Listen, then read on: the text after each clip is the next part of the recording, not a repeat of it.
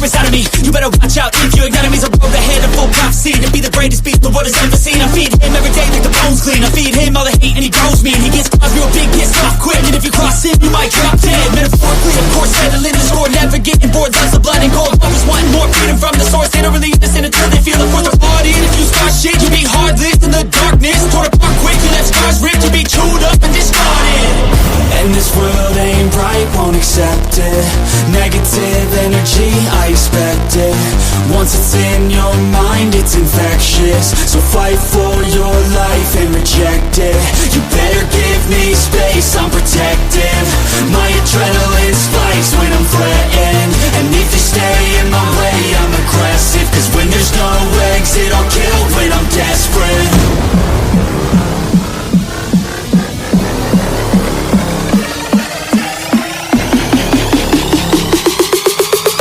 When there's no exit, I'll kill when I'm desperate.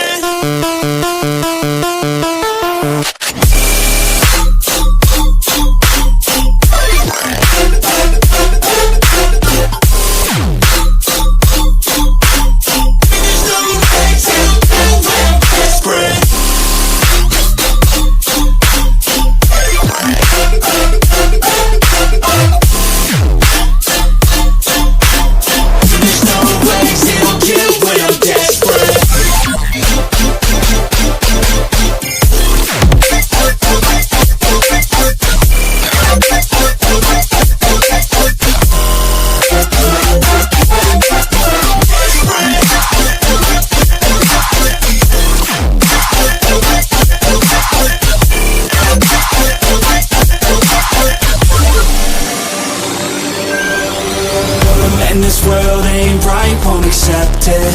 Negative energy, I expect it. Once it's in your mind, it's infectious. So fight for your life and reject it.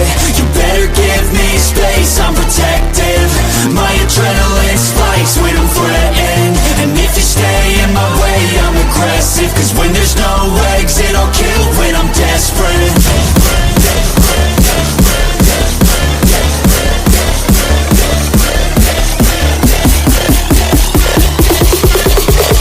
When there's no exit, I'll kill when I'm desperate.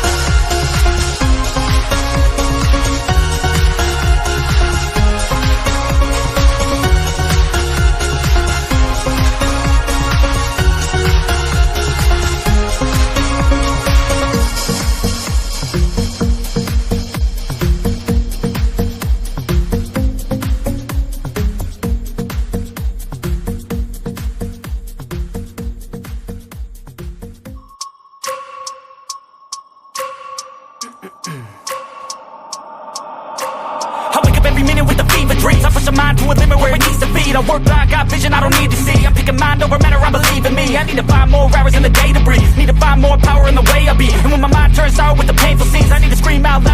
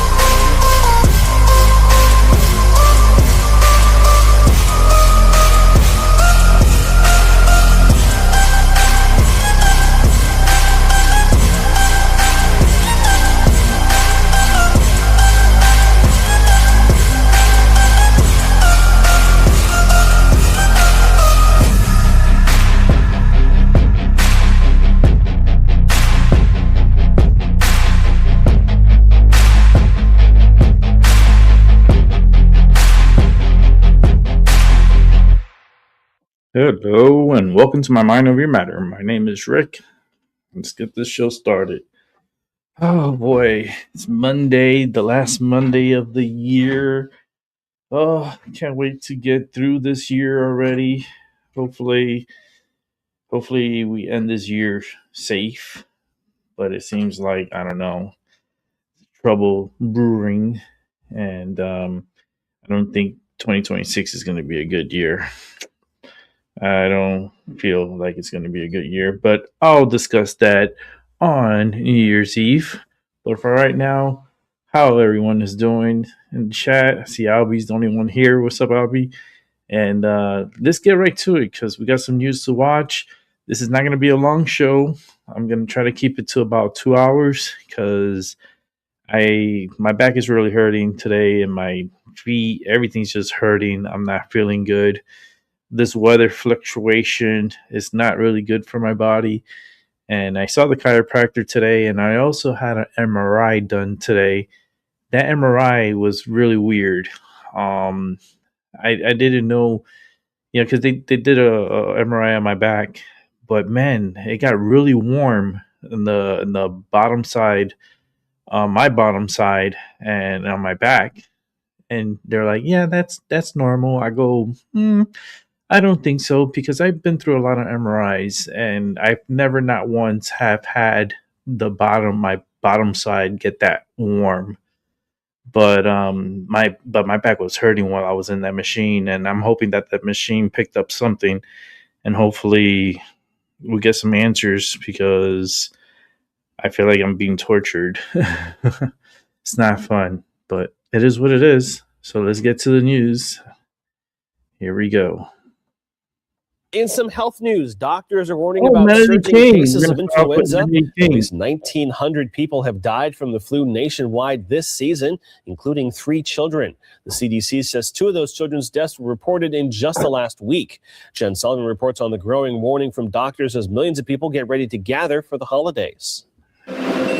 At the DC Public Health Lab, doctors are busy testing diseases that could become a public health concern. The really only time that people see us is when there's a public health emergency. Dr. Jocelyn Hauser is the director. She says doctors' offices and hospitals around the country send them swabs collected from patients. We receive those samples and log them into our information system. Those results are then sent to the Centers for Disease Control and Prevention.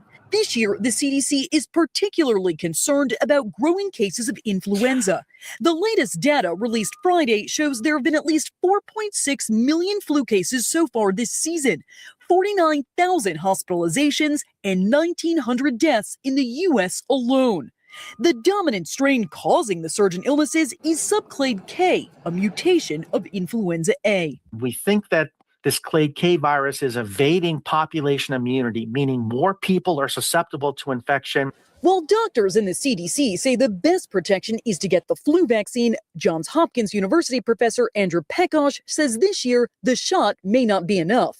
It has mutations that may allow it to evade some, but not all of the influenza vaccine-induced protection. As millions of people prepare to travel and gather this week for the holidays, there's growing concern illnesses may spike, and cases are surging around the globe. Children, adults 65 and older, and those with underlying medical conditions are particularly vulnerable to the flu. Medical experts are urging everyone 6 months and older to get the flu vaccine.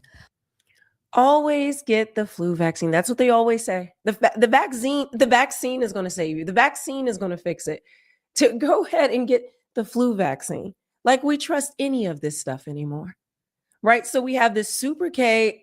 Sorry, guys. I'm still going through this. I felt better yesterday. Then I woke up this morning. I felt horrible. That's why I'm filming late. People say it's like a wave. It goes up and down, up and down. For some people, it's lasting for weeks, guys. But so I did a little research. So there's this super K, mutation, right? But then there's the norovirus that they're having unprecedented amount of cases, okay, which is the stomach flu. And then on top of that, there is now the bird flu, which I want to play something for you guys.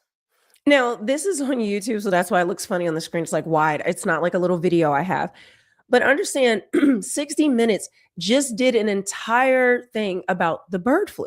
You have to understand, when the news starts talking about something, understand it's coming down the pipeline. You may not see it that day, you may not see it tomorrow, but understand they are preparing us, and they would not take the time to do a whole big thing on the bird flu if it was not important, right?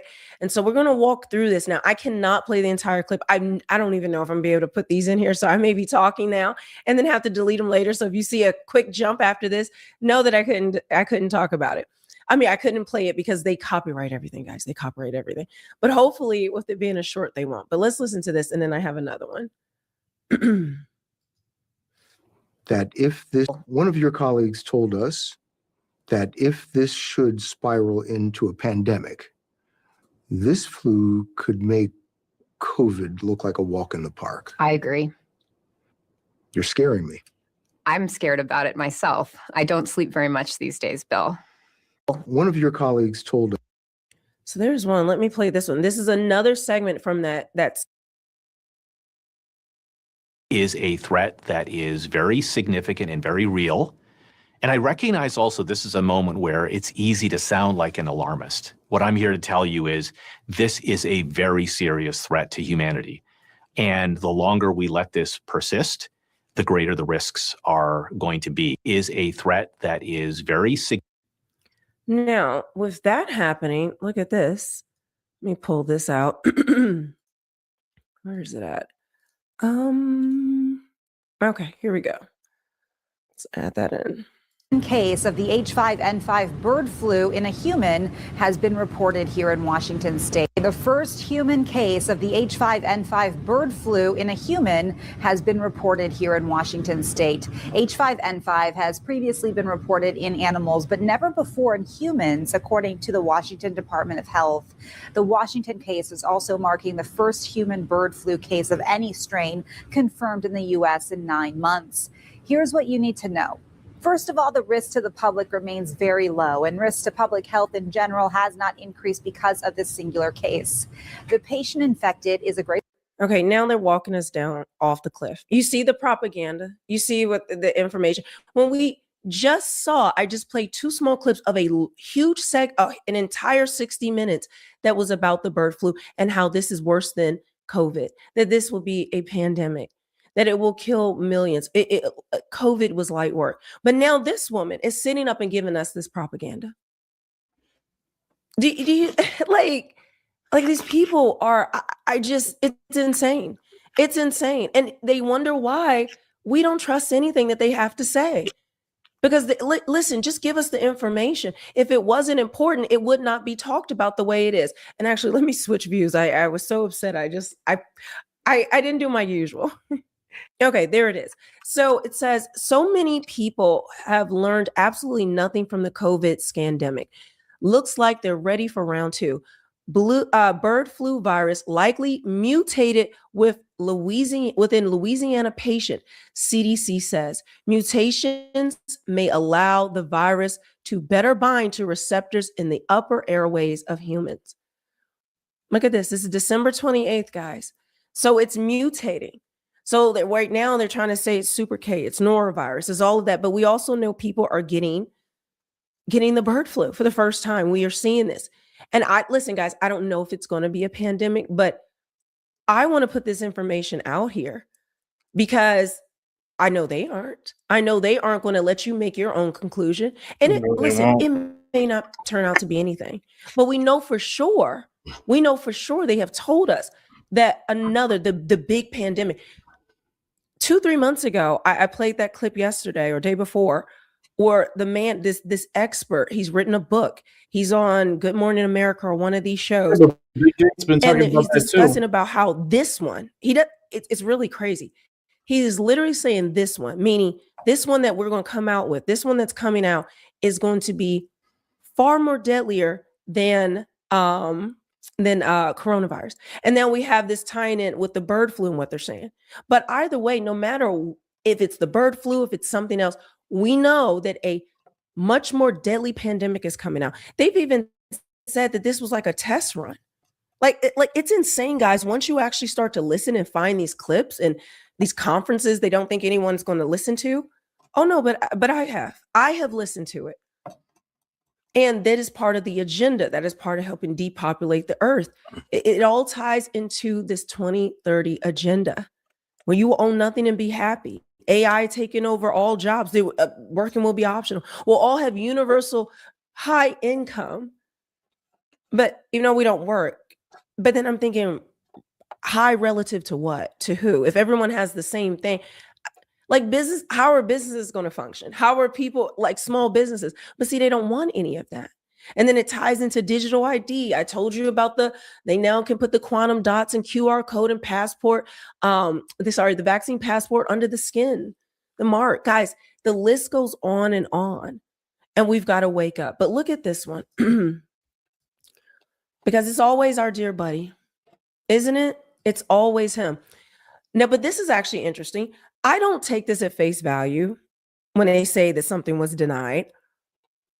I feel as though I don't trust any of them, so don't take this as good news. Understand it's all going to still roll out. It's all still coming. They're still going to do things. This could be propaganda. This could be something he's not linked to this. Who knows? But just take it for what it's worth, right? It says, denied. The FDA just slammed the brakes on Bill Gates' $2 billion request for a new avian flu vaccine. Do you hear what I'm saying? Bill Gates is ready spending $2 billion. $2 billion. I don't trust Bill Gates. Specifically for the avian flu, bird flu vaccine. Robert F. Kennedy Jr. and others shut him down hard, reminding the world exactly what happened the last time that Gates was allowed to play global doctor. Yeah, this is how I know it's game playing. They all work together, guys. I don't care what they say. They all work together. Remember, this is the same man. The same man won it in 11 countries for his role in the last fiasco. Oh, he's won it. Really? Do any of them get arrested, guys? Does anything happen to any of them? They just get us all upset. They point the fingers. They say that this. We point it out. We vote based on that. We trying to get things done. Nothing ever happens to any of them. And that's why I don't believe conspiracy theorists, and they shut you down. He's not saving the world. He's profiting off fear. All right. So anyway, but I just wanted to show you guys that Bill Gates he's always involved, guys. He was excited. I played the videos. Him so excited about the next bioweapons and pandemic. Like he's literally giggling and smiling and laughing hysterically. It's Duper's delight when psychopaths or sociopaths they get excited because they're doing evil or hurting people. It gets them like they are tickled pink about it. Nothing gives them joy like hurting and destroying lives. Yeah, and hurting people. But let me see. I was going to play this clip. Let me see if I want to play this one. Yeah, I'll play it. I think we have enough time. So while everybody was talking about what happened at Turnpike, and I want to show you some other bird flu stuff in a second that is broken out just today. Everyone at Turnpike was talking about the Turning Point event. I don't know if this is the same one. I don't think because that was the America Fest. So I forget that. But RFK, I don't know when this happened, but RFK is essentially he's openly saying that Gates and Fauci built massive vaccine empires and misled the public, and now courts overseas are being forced to look at it. Actually, I'm not going to play it because it just says that courts overseas are looking at it. No, they're not. No, they're not. I'm not going to waste your time with it, but I just wanted to put this up, until I see arrest, until I see action, which I know there will be none. I just can't believe anyone, guys. There's no accountability. It's that critical. I will be a fool. You would be a fool. Because this agenda is marching forward. Now look at this. It says, I got to say, I've never seen this in my life. Apparently bird flu is going around Tappahannock, Virginia. Flocks of birds died midair and rained down on drivers as they drove into town. Doesn't make sense. The road had to be closed to clean up all the birds. Actually, I may have a video of it. Bird flu doesn't work that way. Guys, you don't just fall out of the sky like find that. That video that was in Virginia where all these dead birds are all over the highway, and it was removed off of TikTok. So I couldn't play that, but look what just happened today. Okay. 12 swans found dead at Lake Eola in Orlando spark avian flu outbreak concerns. Oh boy, here it goes. Let's play this. Fucking Now bullshit. to a sad and concerning sight at Lake Eola. Here is a live look this afternoon. City officials say more than a dozen swans have been found dead over the last several days. West 2's Spencer Tracy explains how this is now prompting precautions and fears of a possible avian flu outbreak. I'm heartbroken. I spent an hour and a half in 50-degree water trying to get that swan out. I did, and it died. The iconic beauty of Lake Eola now shadowed by loss. The city says 12 swans have been found dead here over the past, with the first discovered on December 23rd and more from day 6. To suggest that is something that the holidays. It's supposed to be a wonderful time for families. This park is packed with people. We would not. Okay, now she's just going off. She's like me. When she gets, I'm fired up today, guys. Okay, so I'm gonna calm down soon. And sorry about my voice, but she just is going on about it. But understand. So we're seeing these different anything. But I just want to share this information in case these are things that are happening right now that you should be aware of. That you unless you go searching for all of this all these different details, it may not come together. So that was my hope with this. Let me know if you've experienced any symptoms. A lot of you guys were leaving comments, letting me know that you've been. Yeah, there's a lot of sick people.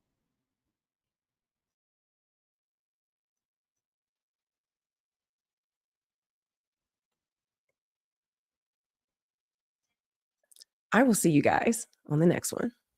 Yeah, that's crazy, Maddie. Like, she's still sick. You can hear it in her throat. You can hear like the phlegm build up in her throat. She doesn't sound like she's healthy. She sounds sick, and she's still sick, and it's not getting any better for her.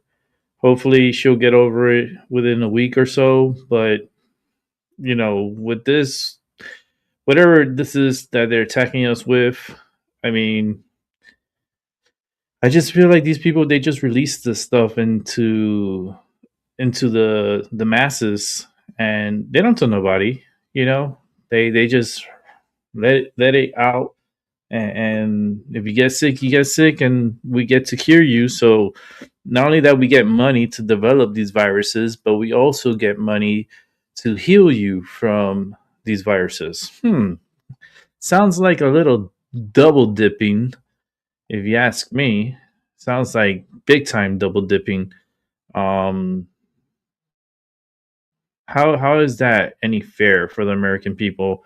Like, today when I went to do my MRI, right?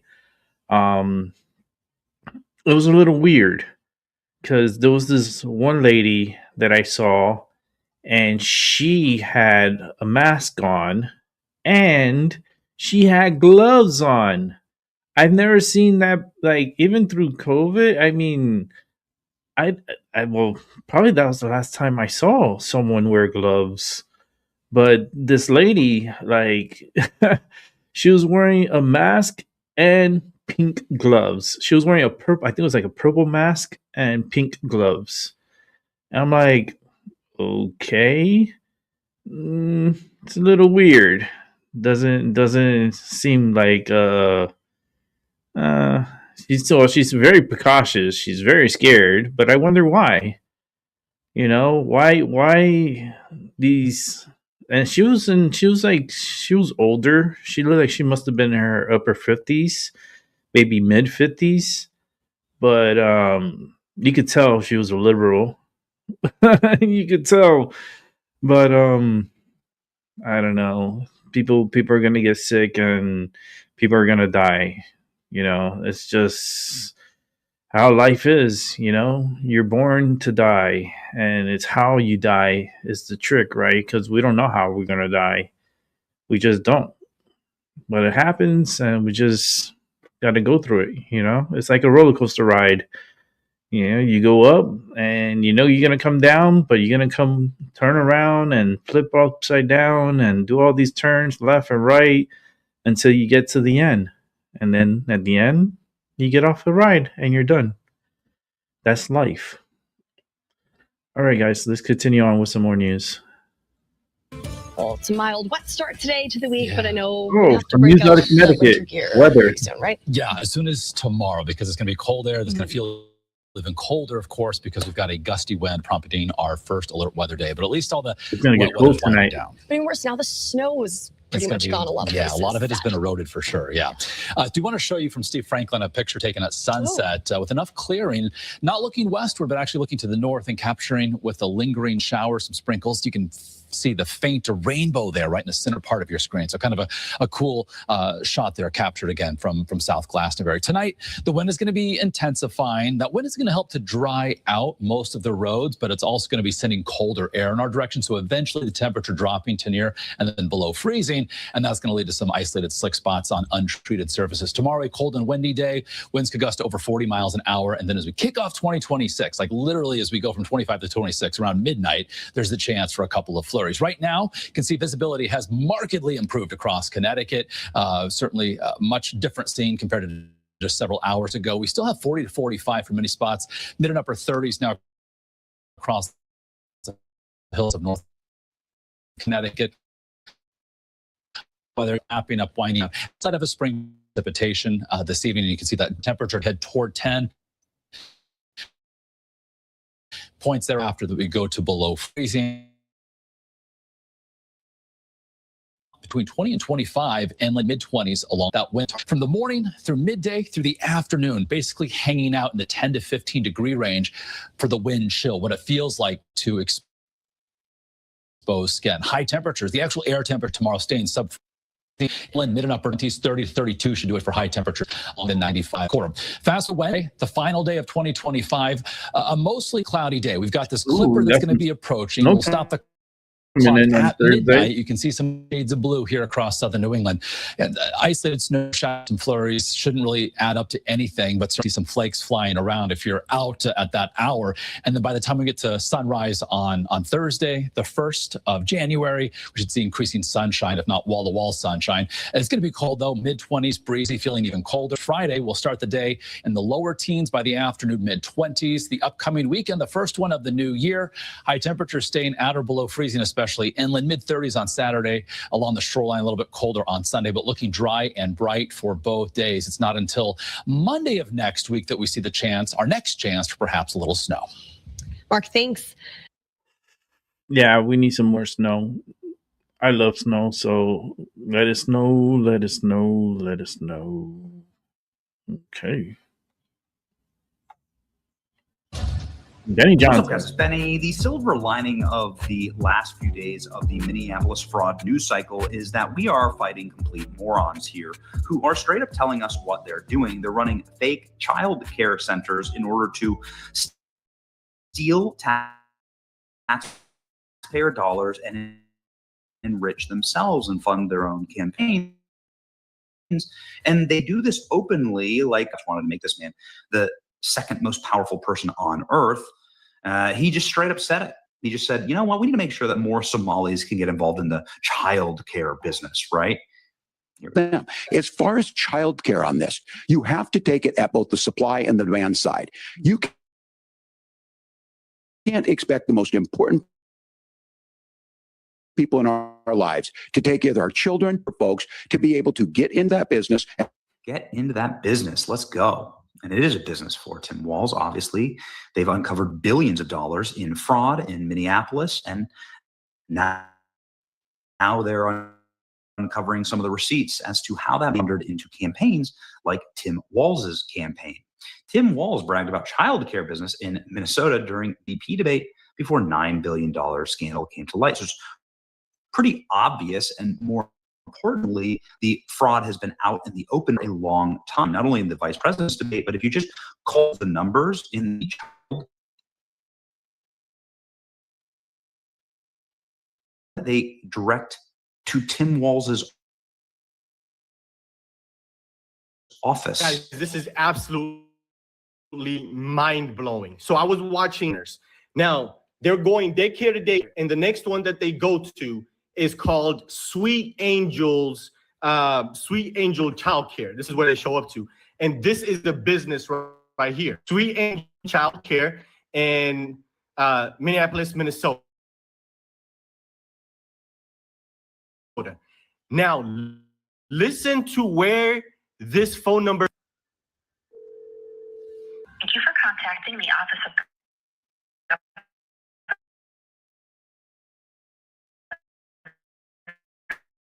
Tim Wall.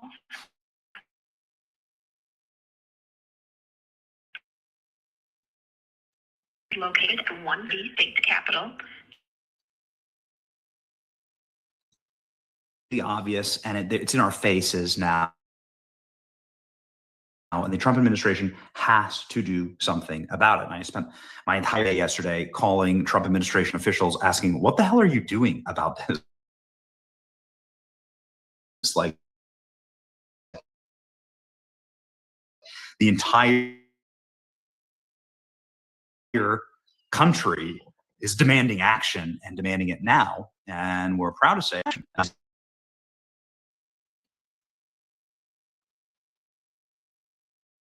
childcare and other rampant fraud. More coming, says Christy Nome, posting this video of agents talking to a Somali business owner in Minneapolis.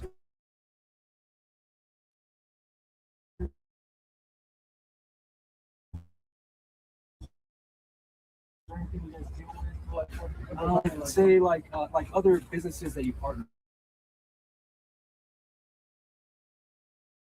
with that you use for a service of transportation or anything like that. No.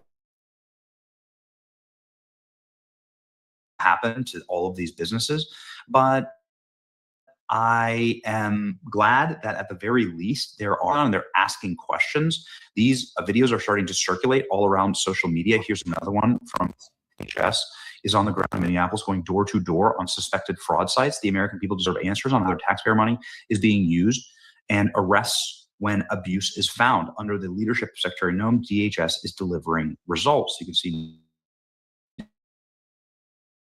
now they're here inside of a convenience store, but you need to start with children there. And if these are empty buildings, I think ultimately that's what people want. But this is good. Let me explain why. It's good because you need pressure. You need people to know that there is going to be a consequence when you commit massive fraud. Right now, there's no consequences for these people. And fraud continues in the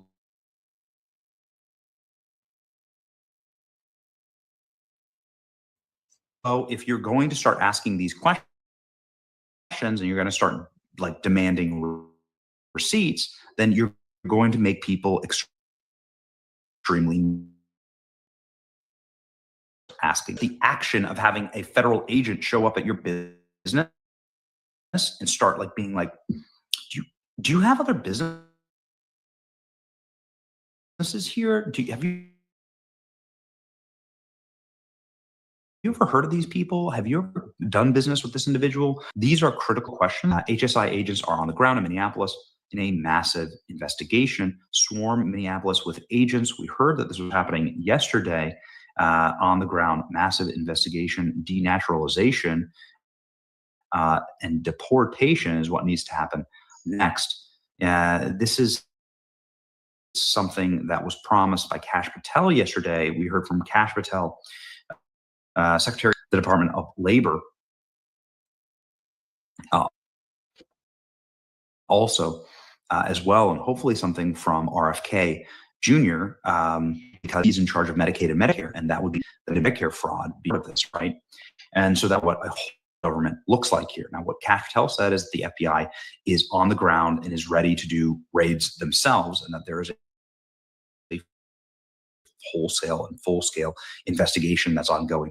What we heard from the Small Business Administration is that there is a full stop to all funding of small business in Minnesota. There's going to be no grants there. And what we heard from the Department of Labor is that they are doing a full-scale investigation themselves into unemployment fraud that's happening at scale in the state of Minnesota. And so, well, at the very least, people are looking. At the very least, you're going to start getting like a whole of government action.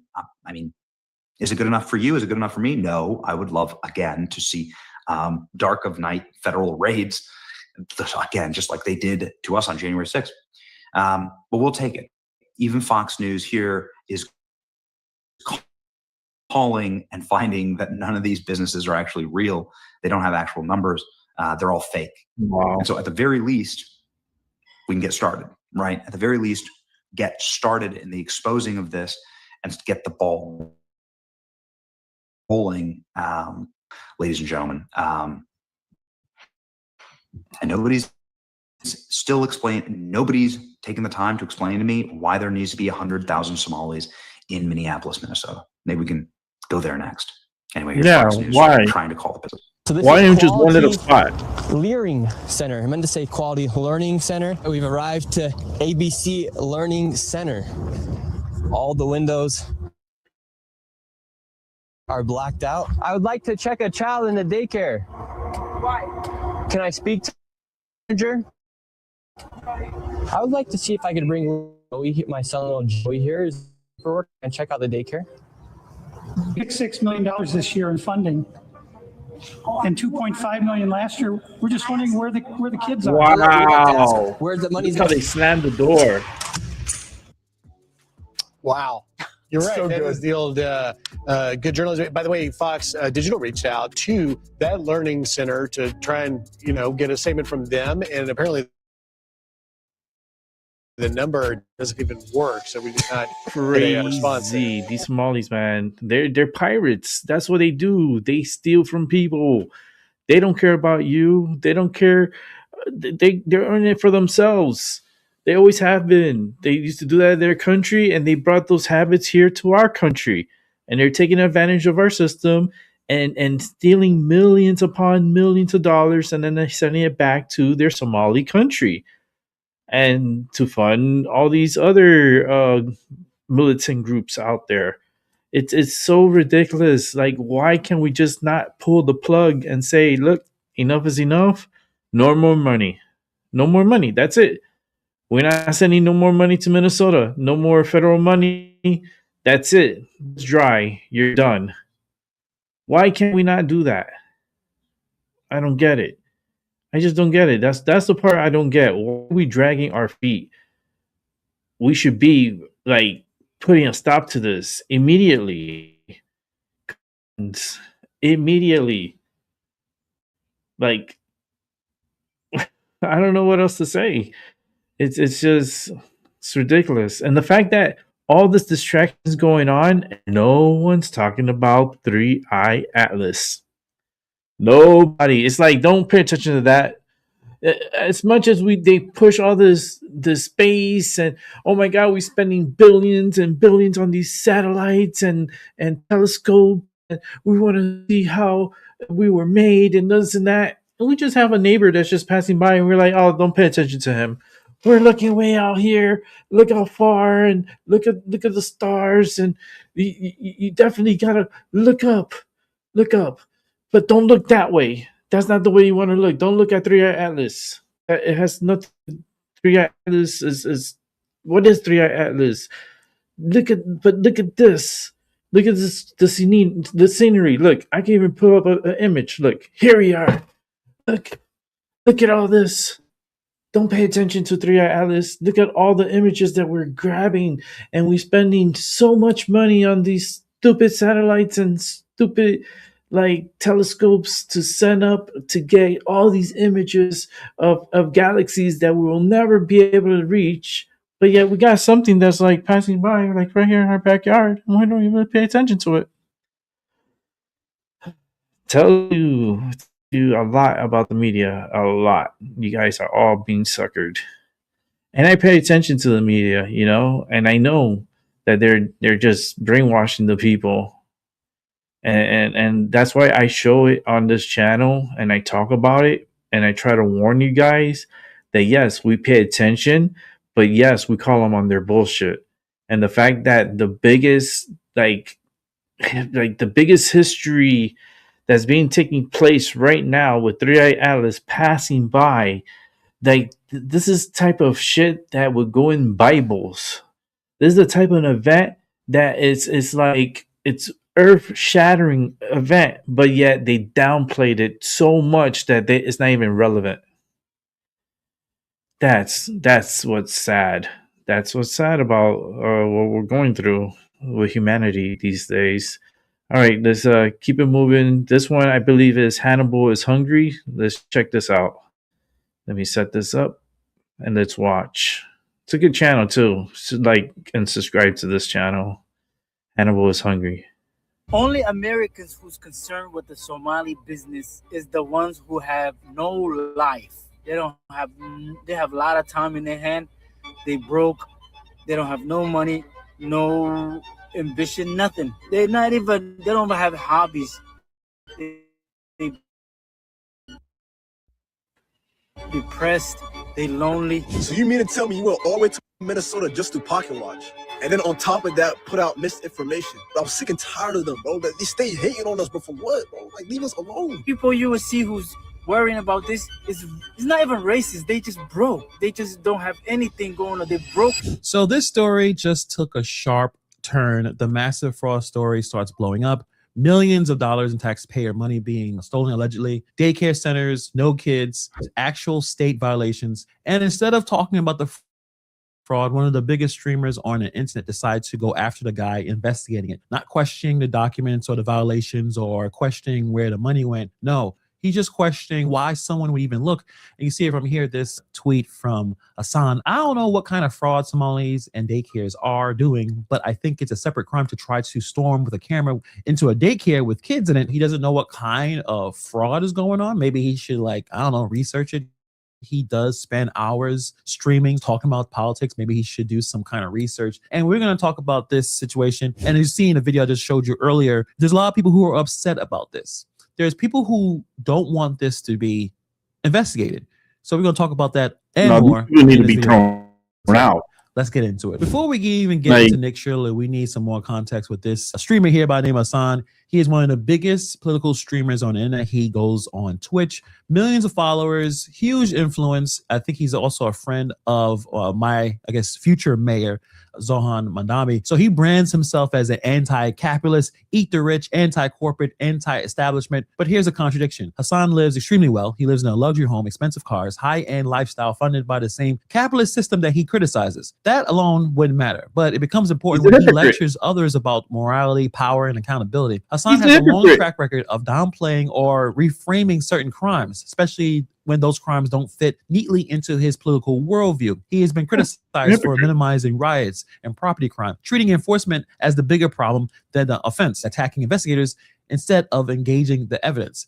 He also been surrounded by controversies for years. Old comments about 9/11 still resurface. And so here we are. I'm living up to what I said about conservatives and progressives. We're having a conversation. So you said America deserved 9/11. Did you mean that? Yeah. Foreign policy takes that critics say echo propaganda talking points and repeated allegations that he relies on his ideology first and the facts second. Also, there's some viral clips about how he handles his dog using shock collars and then pretending that he didn't. So there's a lot of issues. I think at this point, Hassan is getting into low-cal territory where people make fun of him, even when he is out in the field. So it's interesting that he decided to go after Shirley on this situation. And let's break down the tweet and actually hit some of the responses. So Nick Shirley actually had a response for that tweet right there. People like this commie literally shock their dogs and complain about America 24/7. And when someone actually leaves their room to do something, wait for it, they defend the criminals. There's times where he was able to show, even with no camera crew, anyone around him, by wearing the Ray-Ban Meta glasses that have a camera in it, that there were no kids. Nick Shirley wasn't storming into daycares. He wasn't filming kids because, first of all, there weren't any children. And he wasn't chasing children with a camera. From the footage, you can see in this one right here where he goes and talks about, you know, the idea of, hey, can I check out the facility for my son, Joey? I want to enroll him in a daycare. He was alone and he was wearing glasses that had a camera. So there was no camera crew. And he was asking basic questions. But I'm determined to see this through and to correct what is wrong, what is evil. Here at Future Leaders Early Learning Center, this building received over $3 million. Hello, how are you? I would like to see if I could bring little Joey, my son, little Joey here. Is there a paperwork or can I check out the daycare? No. Why can't I check out the daycare? Okay, but if I can't get paperwork or anything to submit my son, little Joey, to come in here to daycare? You don't even know what to We'd do. really like to put Joey in this daycare. We've heard great things. No, I would like your business card, actually. You talk to your manager. Okay, can I speak with somebody? Where are the children at? Are the children here today? No. No children. Yeah. Why are there no children? Two athletics for them. Would my son, little Joey, have friends to play with here? No. No friends for little Joey. Yes. Dang it. Well, have a great rest of your day. So, little Joey would not. Like I said, he even says he wants to bring his own child. That request gets denied. So if you pause it right there, if a daycare is funded for dozens of kids and no one is there, that's not creepy to ask questions. That's called due diligence. Anyone who actually has children would check out a daycare with or without their kid present. I've checked out daycares and schools where my son wasn't with me. You don't just drop off your child off blind. Parents should be asking questions. Parents should look around. Parents want proof that the place is real, safe, and is operating. That's not suspicious. That's normal behavior for anyone who has a kid. And this is where Hassan just jumps in with a bunch of weird arguments. It seems like his argument goes like this. I don't know if fraud is happening. I'm not even going to bother to research it, but you can't just go into daycares. Notice what's missing. He doesn't say that the fraud isn't real. He doesn't say that the documents are fake. He doesn't say that the violations didn't happen. And we'll be talking about those violations in just a second. Instead, he reframes it as a children's safety issue. That's emotional cover. But the investigation isn't about kids. Therefore, the fraud question disappears. And that's where this back and forth goes on. Promoted, some Zionist, blah, blah, blah. I mean, a lot of this is a distraction. All that is a distraction. Because none of these accusations answers the actual question. Is there fraud happening here or not? This reminds me of the Letitia James situation. The issue went from, did she actually commit fraud to, well, Trump doesn't like Letitia James, and that's why she's going after her. No, we're here about the fraud. If Hassan thinks that Nick is wrong, it's the easy solution. Go investigate. Hassan is a very wealthy streamer, probably a multi-millionaire. He has the money. He has the platform. He has the time. So why don't he just go there himself? Why not look at the centers? Why not pull the records? Why not talk to officials?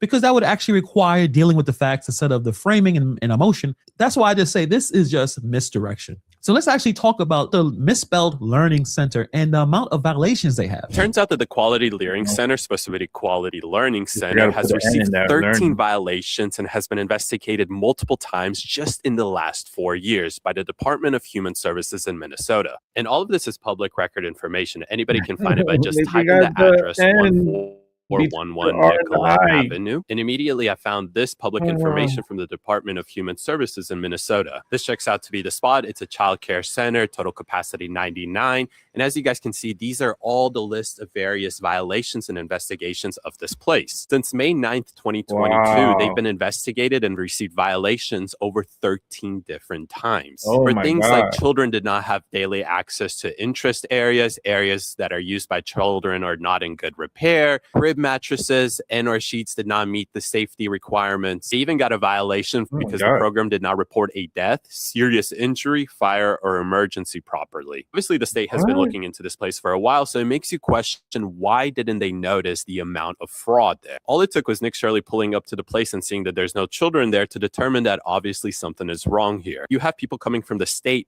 13 different times in the last 4 years. They didn't notice this. Obviously, this is something that needs to be looked into to see just how much did state and city officials play a role in all of this fraud. So this learning center has 13 documented violations, investigated multiple times over the years by the state. Unsafe facilities, poor conditions, failure to report serious problems, basic healthcare standards not being met, all public record. So you ask yourself, so how does a 23-year-old YouTuber notice all this in one visit, but state inspectors miss it over and over because they're getting that's paid. negligence here. And Hassan is not the only one trying to criticize Nick Shirley or anyone who's investigating this. There's another viral Somali clip from this person right here that says anyone who's This one needs to investigating be this thrown out is of this broke, country. depressed, and has no life. Only Americans who's concerned with the Somali business is the ones who have no life. They have a lot of time in their hand.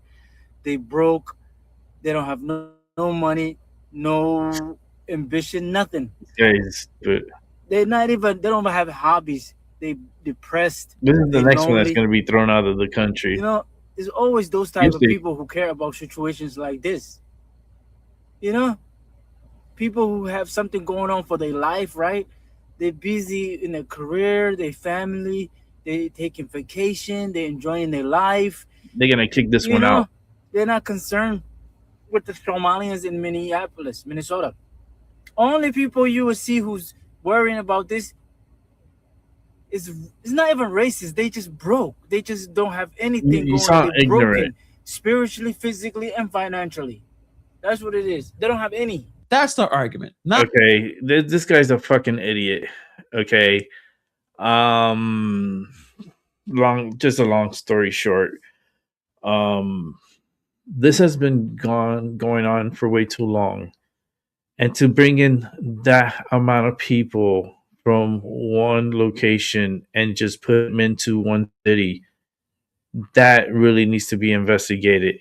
How and who let that happen? Why did that happen? And now that they're here, they think they can do and say whatever they please. Like, there's no accountability. This guy needs to be sent back to Somalia. So that way he could bring up his country and say what he needs to say in his country and see how well he can do over there compared to here. You know, if you really loved fucking America, you would shut the fuck up. Fucking crazy, man. They put this big ass spotlight on them, and they just need, listen, the Insurrection Act needs to be signed. I don't know why Trump keeps dragging his feet with this. The more and more it just makes me mad. Is why we continue to punish ourselves while we just, with a stroke of a pen and a signature, we could sign the Insurrection Act and get all these Somalis and all the individuals that are in this country illegal out. It doesn't matter if you had a criminal record or not. You came into this country illegally, you need to go back home. End of story. That's it. Game over. That's why they need to recruit more individuals. They need more ICE agents. They need more Homeland Security agents. But a lot of these agencies are corrupt. There's a lot of corrupt agencies. So it's like, and it all comes down to that dollar bill. They would sell their mothers for that dollar bill. They would even kill their mothers for that dollar bill. It's just, there's a lot of like weird people that have like power hungry mentality, and yes, they become mega rich and so forth, but then they feel like they're invisible and they don't be held accountable for their actions. It's like once you reach a certain level, like Nancy Pelosi, you're untouchable. You could steal every day and get insider tips allegedly from certain individuals in the stock market, and she puts out future bets, and she's like a multi-millionaire, leaving Washington as a multi-millionaire. How does that happen? There's no accountability, man. It's all bullshit. Everything we're going through in life right now is all bullshit. It's all a distraction. And I think the real attention should be on 3i Atlas and the things that are heading this way that they're not telling us. That's all. But let's go ahead and continue on and listen in to for a couple of actually for like 2 more minutes. Not like this isn't fraud or there's no proof or here's where the money went, just insults, which shows if the system is clean, why attack the question instead of answering it? There seems like there is a group of people who do not want this investigated because a lot of money will no longer be available to take. So people are going to use every emotional to get people to stop investigating it. It's too late. The story got too big. And while Tim Walz sits there and posts pictures of his cat, they don't want this to be out in public. And it seems like there's issues actually happening in Ohio. I'll probably be doing a video on that as well, where a lot of people are just ripping off a lot of the taxpayers. We have so much issues in the country with homelessness, with the quality of life and the living costs being so high. And you have all these people stealing money. Is just basically being pissed away. Yeah, it needs to stop. Stealing it. It doesn't make any sense. So when it comes to this streamer here, he talks about eat the rich, but he lives rich. He downplays certain crimes depending on who commits them. Those old comments about 9/11 still follow him. And all of the long-running criticisms and how he just, at this point, becomes a locale, treating his daughter like crap. That's why I always say there's always a pattern, and they do matter. Because here, it doesn't feel like concern. This feels like a reflective defense. This story isn't about filming kids or about internet beef. It's about taxpayer money, oversight, fraud, and accountability. If the fraud isn't real, prove it. If the centers are legit, show it. But attacking investigators instead of answering questions, that is just a bunch of nonsense. We're going to have more stories on this as it unfolds. And also we're going to dive into what's going on in Ohio, where apparently it's the same kind of fraud happening, which is just unbelievable. But let me know what you guys think about this story in the comments below. Thank you for taking time to watch this video. That's what's up. Yeah. Ohio, where Albie lives out in Ohio. A lot of fraud going on. I'm telling you, these individuals, they came into our country instead of using the call centers where they live. No, they're in our country and calling us from our area codes, you know, and we take it more serious because they're calling us local instead of calling us from a far distance, you know, and they rip off people like left and right.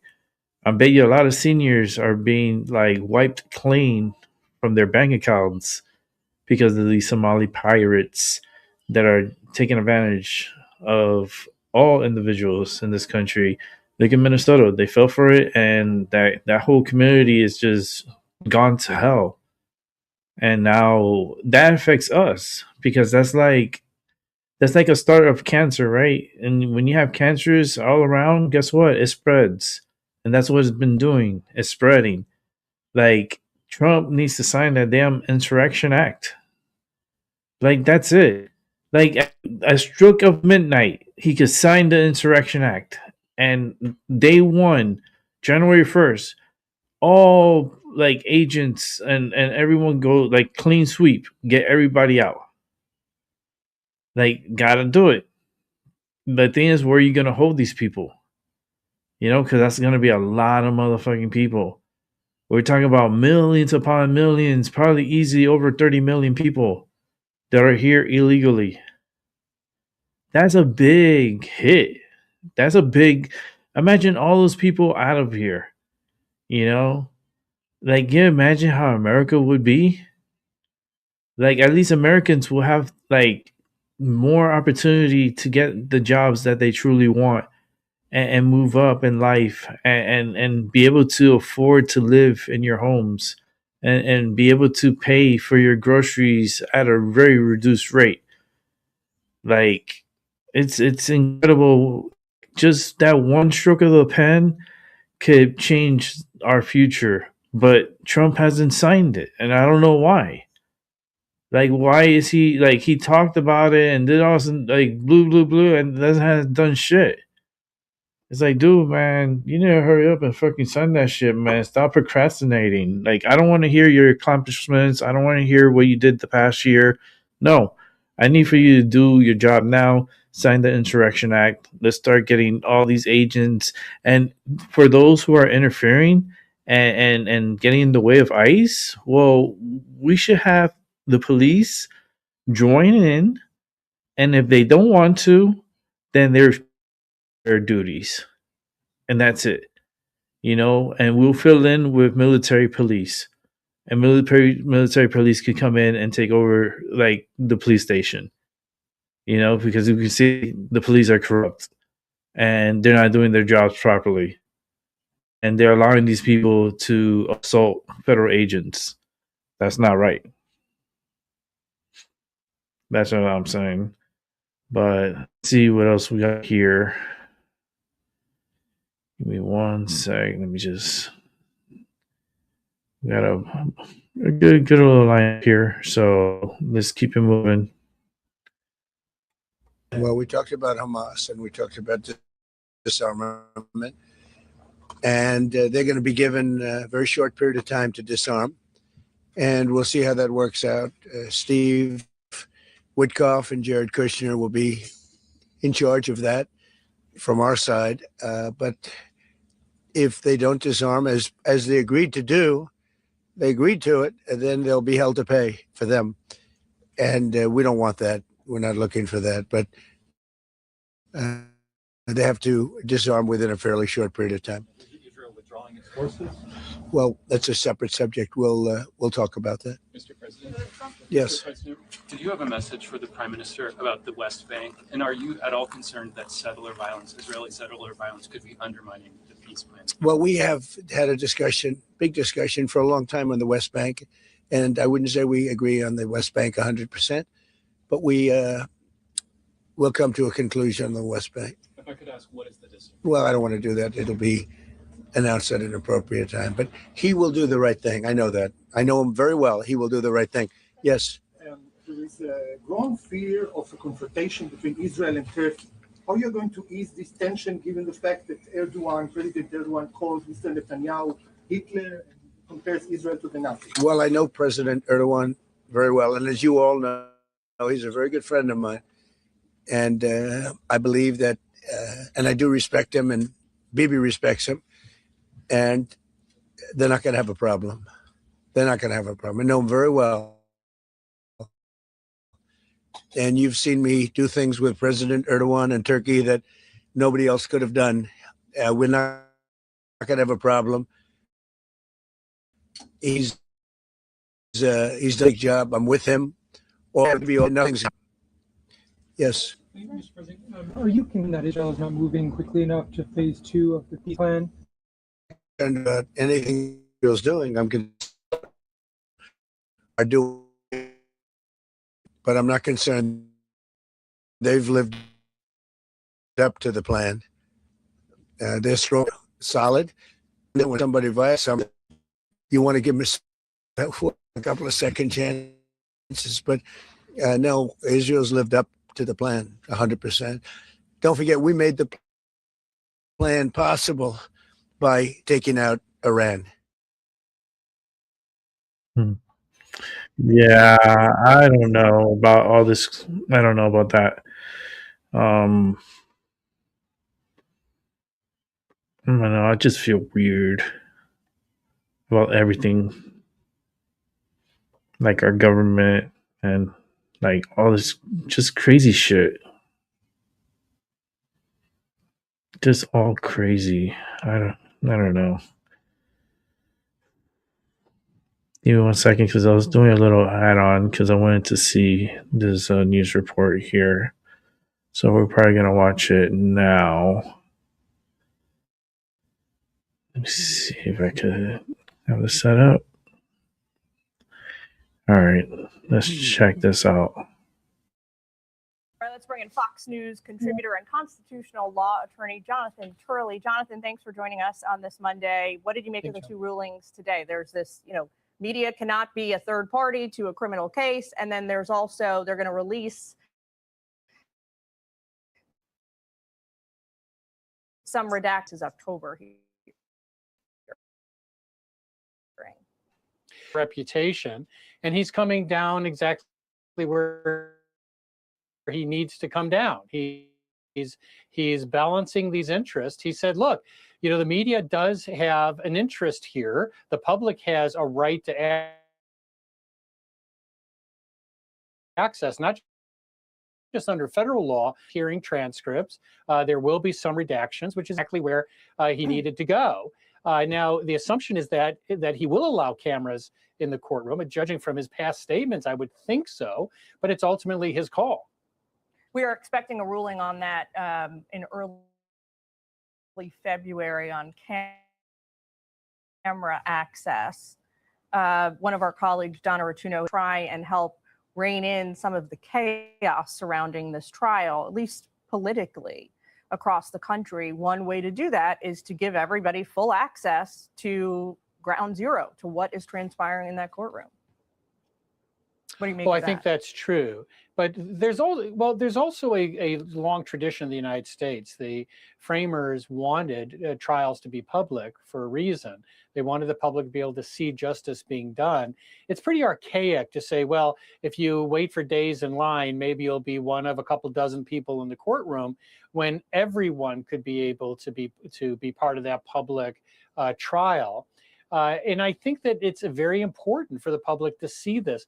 Look, the evidence against Robinson is overwhelming. That is, the prosecutors could lose on every suppression fight and virtually keep only 10% of this evidence, and probably still secure an easy conviction. So the evidence is overwhelming. What Erica is facing, and certainly the Turning Point staff that are facing, are these really vile conspiracy theories that really only having this type of transparency is going to effectively knock down. We do need this exposure. I think the judge should consider that. This was, even though there's two parties in the case, as he noted, there's a reason why prosecutors stand up and say that people are ready to present their case, because a political assassination is a crime against the people, against the public, and they should see justice being done, and they should see the facts.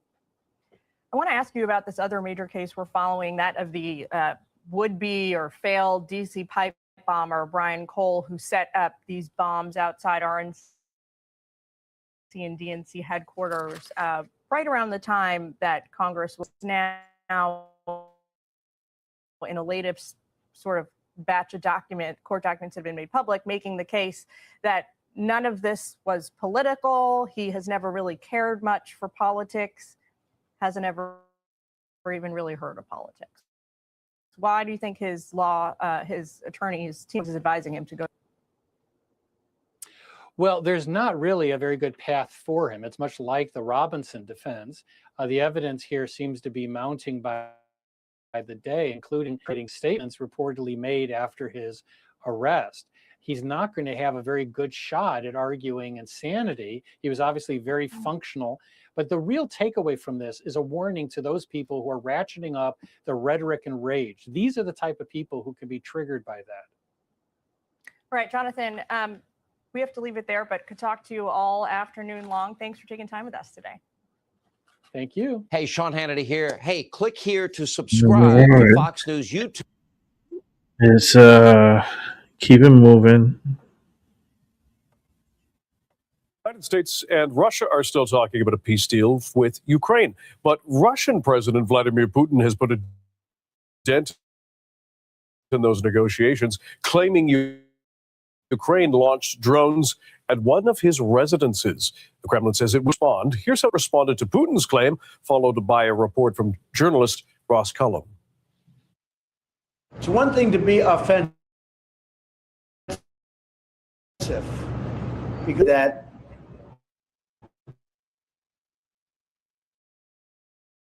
and can't do it. And I learned. Ukrainian President armed forces attacked the home in the Novgorod region of Russia, of the Russian President Vladimir Putin. Moscow's foreign minister says that is exactly what shot down, but as a result, the Kremlin's negotiating position will now change, and that targets have been selected inside Ukraine for retaliatory strikes, possibly including government buildings, according to the Ukrainian presidency. Now, the president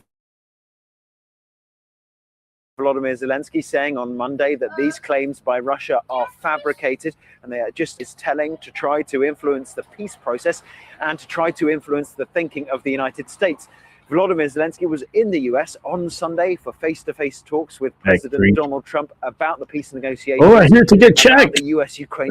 Thank you. Check, motherfucker. I'm not Joe Biden. On Monday here in France, the President sleepy. Emmanuel Macron saying that there would be another meeting of the coalition of the willing. This is a group of some 30 or so of Ukraine's Western allies, comprising all the major European nations like the UK, France, and Germany, and also countries like Canada. That summit to be held here in Paris early next month with a focus on security guarantees, possibly including the much discussed idea of boots on the ground, a reassurance force of Western troops inside Ukraine after any peace accord is signed by Kiev and Moscow. But certainly looking at the assessment of Donald Trump on Sunday, he said that all the sides in his assessment had never been this close to an end to the war, bringing forth the hope that this conflict could come to a close in 2026. Ross Cullen for CBC News, Paris. For some more analysis, we're now joined by Michael Bosserque. He is a senior fellow at the Atlantic Council and the founder of the World Briefing Report on Substack. Michael, thanks for being here. First off, President Trump said a peace plan was, quote, closer than ever before. Do you see the possibility of any kind of deal? Good to be with you, Dan. Well, I hope so, because the longer this war drags on, of course, the more opportunity it gives to Mr. Putin to manipulate the process and pummel Ukrainian cities. I think what we heard from Mr. Trump was very, very positive, especially when it comes to security guarantees. Now, they didn't go for the 50 years that Ukraine was asking for. That's a bit of a stretch, but they did apparently agree to 15 years. But having said that, can Mr. Trump be trusted to honor those security guarantees or a future U.S. administration? Do you think the length of a security guarantee matters at this point, given the tension from both sides? What matters most is the essence of the security guarantees. Who actually backs it? Who is prepared to put boots on the ground? And Ukrainians are very skeptical of U.S. promises right now, very deservedly skeptical, because of being ripped off a couple of decades ago with the Budapest Memorandum, and the U.S. was a signatory there. So this makes Ukrainians very nervous if Mr. Zelensky not only agrees to a security guarantee,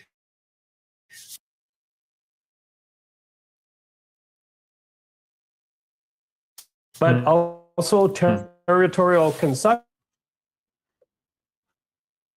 could potentially spiral into big ones. Is it possible that a territorial exchange that fighting stops regardless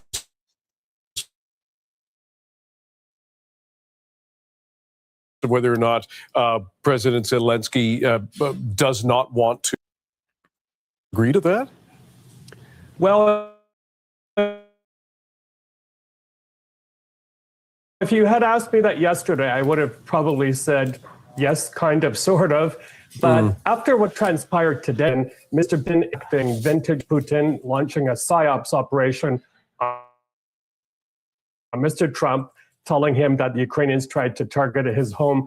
And, he has some kind of trance over the American leader.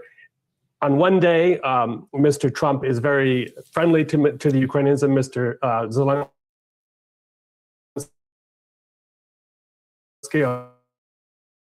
on the next day in Ukraine's favor. As we heard, President Putin said one of his residences claimed to have been targeted by Ukraine, and yet Russia just coming off a massive strike against Kyiv. I think you have a lot of people around the world saying those certainly not comparable. Yeah, what a joke. I mean, this is what you call a false flag operation. And my goodness, you would think that the U.S. would have the technology to verify whether Ukraine actually launched this alleged attack. But yeah, you're right. And I fear, I'm headed back to Ukraine in a couple of days. That's my base now. And I fear that Russia will launch very, very heavy strikes as a pretext. Government buildings in Kiev, probably the World Port Odessa, probably nothing is off the table. So we're headed into a very dangerous time in Ukraine, and that's on top of all the power losses, water losses, no heating during a very cold time of the year.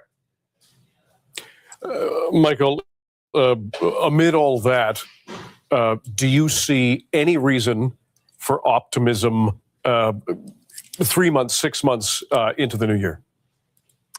The optimism I express is based on what I see among Ukrainians day after day after day. I mean, they're still going on, operating the economy. They're fighting very, very hard. The key thing right now, Dan, will be for Ukraine to hold on to those 3 or 4 so-called fortress cities, including those very heavily fortified cities. It could be a clean sweep for them across the Dnieper River towards Kiev. But again, Ukrainians' optimism, of course, like any group of people who are strong, has its limits. And what they really, really need right now is everything they're asking for in terms of weaponry and financial assistance. Because one last point here, if the West does not help Ukraine push Mr. Putin back, sooner or later, probably sooner, his hybrid warfare, and perhaps worse, will be on their doorstep. And Canadians need to appreciate that as well. Michael Bossaque, a senior fellow at the Atlantic Council and the founder of the World Briefing Report on Substack. We very much appreciate your time and analysis. Thanks for joining us. My pleasure. What do you guys think about that?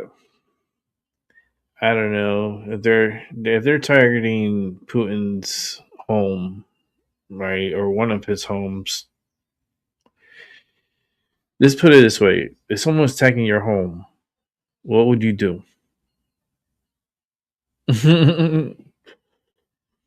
You're like, yo, I'm going to retaliate. I'm going to get that motherfucker back. You know? That's how, like, Putin thinking, you know? Putin's like, I'm going to get the motherfuckers. They try to target my fucking crib.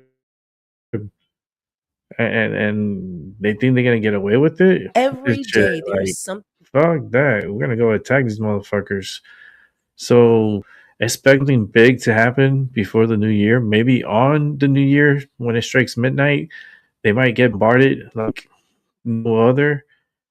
I mean, talking about like being forced, but it's fucked up if you're targeting his home. You know. Here we go. Let's see this. It's 2 minutes long.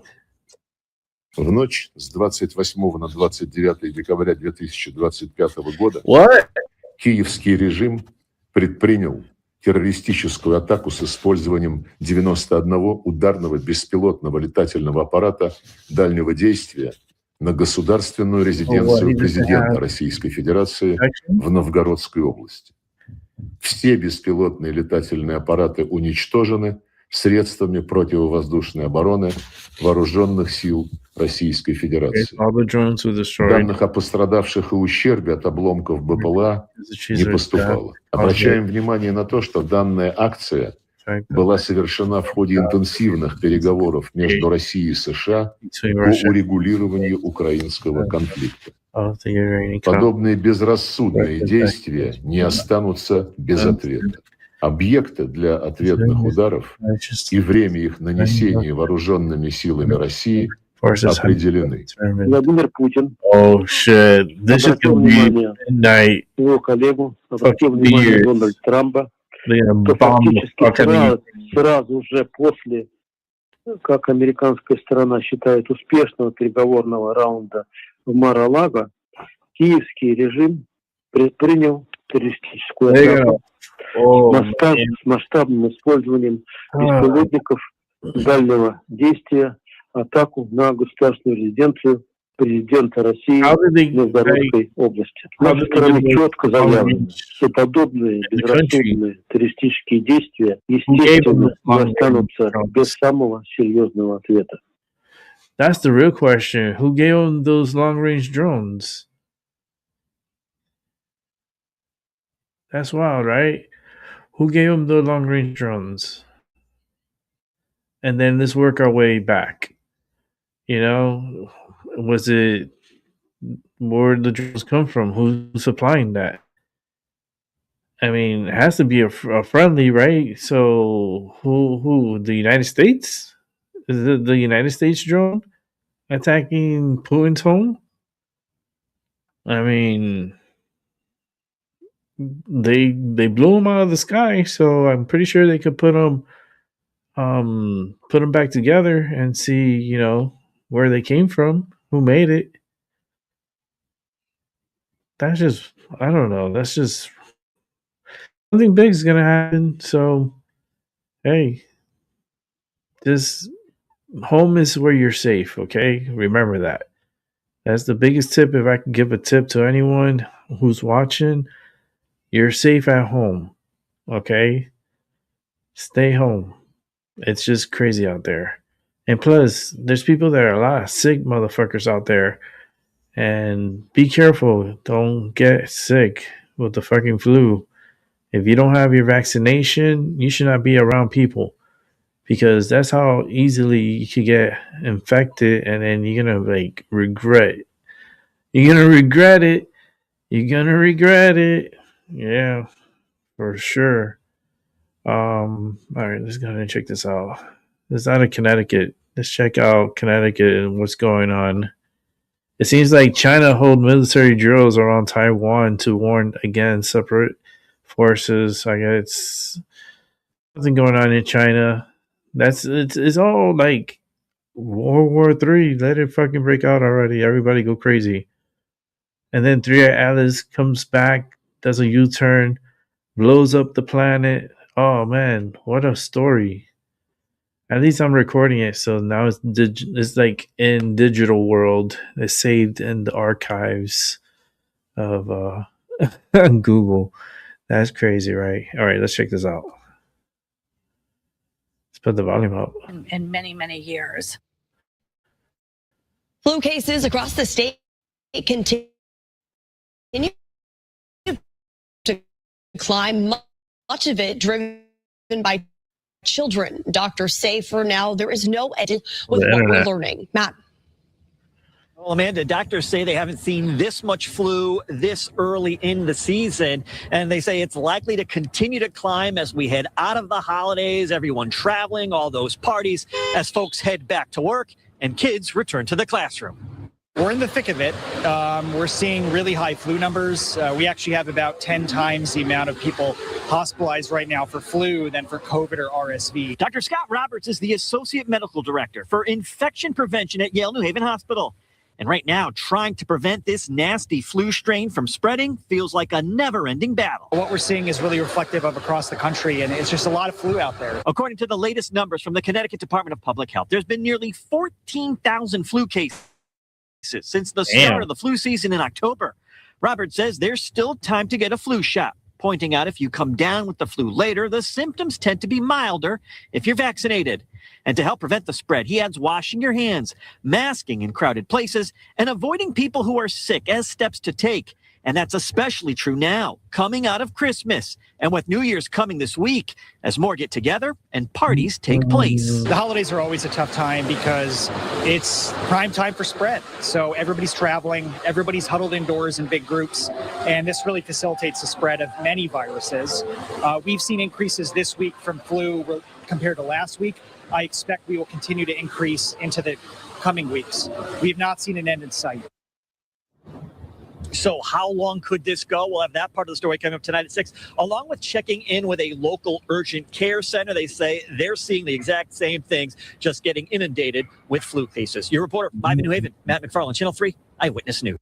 That's crazy. A lot of people getting sick in Connecticut, all over the country. People are getting sick with this crazy virus. Let's keep it moving.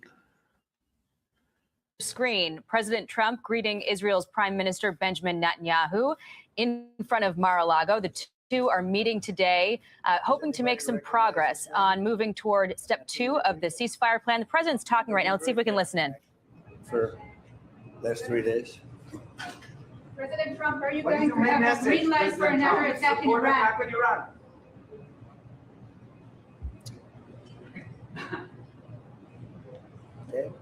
Mr. President, how quickly can we hope to move to phase 2 of the peace plan for Gaza? As quickly as we can, but there has to be a disarmament, that we have to disarm with Hamas. So one of the things we'll talk about certainly, but there has to be a disarming of Hamas. Explosion in Venezuela that you mentioned in a radio interview. Did the military do that? Can you share your details about Well, it doesn't matter, but there was a major explosion in the dock area where they load the boats up with drugs.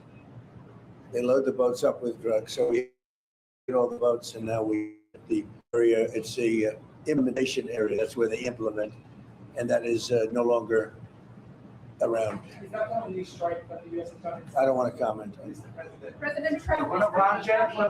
Yesterday there was an explosion overnight, and the Russians say that you targeted them. Do you have any information? No, I don't know about it, actually. I don't. I just heard about it, actually, but I don't know about it. No. Did you speak with That would be too bad. That would not be good. What was the outcome of your telephone call with President Putin this I had a morning? very good talk this morning. I waited till this morning because it was pretty late by the time we finished, like 2:30 in Russia, 2:30 in the morning. We had a very good talk. We spoke at 8 o'clock morning hour time, and it was a very productive talk. I mean, we have a few very thorny issues, as you can imagine. He knows about thorny issues probably better than anybody in the world, but it's working out.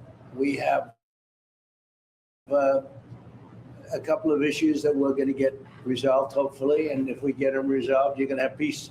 You're going to have Ukraine losing 20,000 soldiers a month. Can you believe it? A month, 26,000 young, beautiful soldiers, and plus some people in Kiev, and relatively small, but a lot, still people, and it's a lot of people. But 26,000 soldiers were killed last month. Yes, please. President Trump, are you going to allow Turkish forces, or do you expect Turkish forces to be stationed in Gaza? So I have a great relationship with President Erdogan, and we'll be talking about it. And if it's good, I think that's good. And a lot will be having to do with Bibi. We're going to be talking about that. But Turkey's been great, and he's been, excellent as far as I'm concerned. I don't know about you. To me, he's been very good. Can you guarantee that? Mr. President, can you tell me a little bit about your relationship with Prime Minister Netanyahu and how important it is for you to see him be pardoned by the Israeli president? Look, he's a wartime prime minister. He's done a phenomenal job. He's taken Israel through a very dangerous period of Israel with other people might not exist right now, if you want to know the truth. That's a pretty big statement, but it's true. I feel that. You had the wrong prime minister. Israel right now would not exist because they were met with a force, the likes of which very few countries could have handled. And we worked together, and we were extremely victorious, to put it mildly. Now I hear that Iran is trying to build up again, and if they are, we're going to have to knock them down. We'll knock them down. We'll knock the hell out of them. But hopefully that's not happening. I heard Iran wants to be, they want to be part. They could have made a deal the last time before we went through, a big attack on them, and they decided not to make the deal. They wish they made that deal. So I think, again, they should make a deal. They want to make a deal, but something that doesn't happen. Yeah, please. Mr. Trump, hi, Natalie Melech, 24 News Israel. Would you support overthrow of the Iranian regime? Who? Iranian regime. I'm not going to talk about overthrow of a regime. They've got a lot of problems that are in. They have tremendous inflation. Their economy is bust. Their economy is no good. And I know that people aren't so happy, but don't forget, every time they have a riot or somebody forms a group, little or big, they start shooting people. They kill people. And the people tend to, I've watched this for years. There's tremendous discontent. They form 100,000, 200,000 people. All of a sudden, people start getting shot. And that group disbands pretty quickly. So I've watched it for years. They're vicious people, yeah. Mr. President, will you support an attack, Israeli attack on Iran if Iran will not have a deal? If Iran will continue with their ballistic missiles and also nuclear weapons? If they will continue with the missiles, yes. The nuclear, fast. Okay. One will be yes, absolutely. The other was, we'll do it immediately. Mr. President, one of us from Channel 12 News. What are your plans regarding Gaza for the next year? This very great prime minister is here right now. We're talking about Gaza. We're talking about a lot of things. We have about 5 major subjects that we're discussing, and Gaza will be one of those subjects. Mr. President, can you guarantee that the last hostages, unfilled, will be released before we continue to the second phase of the Gaza plan? Well, let's put it this way. Every hostage just about that's been released was released because of me, Steve Witkoff, Jared Kushner, my whole team, Marco Rubio, Pete Hegseth. They were all released because of us. None were released in the Biden administration. None. They were all released because of us. Then we had a lack of releases with respect to the dead. And all of a sudden they started coming back because I said, nope, you said you were going to. We have one wonderful young man whose parents are right now inside. And he's what beautiful parents, a beautiful brother, sister, and like a beautiful family, and they're waiting for their son. It's the only one left, and we're doing everything we can to get his body back. And the parents just said, hopefully he's alive. And I said, I'd love you to think that way. Okay? President So Trump. we're doing everything we can. Do you have President Trump? Out of all of these people, and I'm not just talking about the final 20. Right. Look at all of the people. What do you think the total number is? 255. 255. 254 came out, one more. Think of that. And we got them all. President Trump. President Trump, does the reconstruction of Gaza, President Trump, does the reconstruction of Gaza, does the reconstruction of Gaza will begin even before Hamas is disarmed? I think it's going to begin pretty soon, yeah. Before Hamas He's is disarmed? looking forward to it, so am I. Look, what a mess. What a mess it is. And it's been a mess for centuries, really. It's been a mess for a long time. It's seems to be born for that, but we're gonna straighten it out. No, we're already starting certain things. We're doing things for sanitary conditions and others. But Gaza's a tough place. You know the expression, it's a tough neighborhood. It's truly a tough neighborhood. Yeah, you had a question in the back? Go ahead. Yeah, please, go ahead. I'll ask you about the relationship between you and the Prime Minister. What about it? They said that there is no relationship, good relationship between you. I don't think it can be better. We just won a big war together. You know, if we didn't beat Iran, you wouldn't have had peace in the Middle East because nobody would have been able, the Arab countries who have been fantastic would not have been able to make a deal. If we didn't wipe out their nuclear, we wiped it out. If we didn't wipe out with our beautiful B-2 bombers, if we didn't, and we sent a lot of Tomahawks in there also, by the way, from a submarine. And what about the pardon that the President of Israel needs to give the Prime Minister? A pardon? I think he will. How do you not? He's a wartime prime minister who's a hero. How do you not give a pardon? You know, I think it's a very hard thing not to do it. I spoke to the president, and it's on. I mean, he tells me it's on its way. Mr. You President, can't do better than that, right? Please. Mr. President, can I follow up on Venezuela? Was the facility taken out by the U.S. military, or was it another entity like the CIA? Well, I don't want to say that. I know exactly who it was, but I don't want to say who it was. But you know, it was along the shore. Mr. President, have you or anyone in your administration talked to Maduro in recent days? Well, I spoke to him Recently? pretty reasonably, but nothing much comes of it. Yeah. Mr. President, can you explain the importance? You have to understand what he's done. They've sent billions of dollars of drugs in, but maybe just as bad, they've sent hundreds of thousands of people in from jails, from prisons, from mental institutions and insane asylums. The drug lords, the drug dealers were all sent into our country. But think of it, what he's done. Tren de Aragua, probably the worst gang. They cut off people's fingers. One man made a phone call to complain about them. He cut off their hand. They cut off his hand. Don't ever make a phone call again. We'll cut off your hand. After that, we'll kill you, they said. That was in Colorado. No, they sent in all of the bad ones. They sent in some bad people. And that to me was just terrible. And they send in drugs. Now, I will say this, 97% of the drugs coming in by sea stopped. We're trying to figure out who the other 3% are. They have a hard time getting people to pilot those boats. But 97% of the drugs coming in by the ocean, by the sea, by water, are gone. Every boat that we take out, we save 25,000 lives of Americans. Thank you very much, everybody. We'll see you. We're going to have a big meeting, and we'll see you in a couple of hours if you'd like. And if you'd like, you can come up and have lunch like you did yesterday. Would you like that or not? Do you want that? Because some of them think it's terrible. It's a bribe.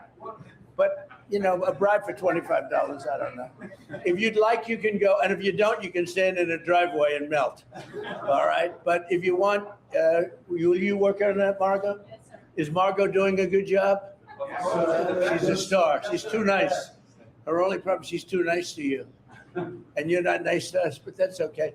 Margot, take them up and have a beautiful lunch, and we'll see you later. The alleged strike on Putin's residence could scuttle the peace.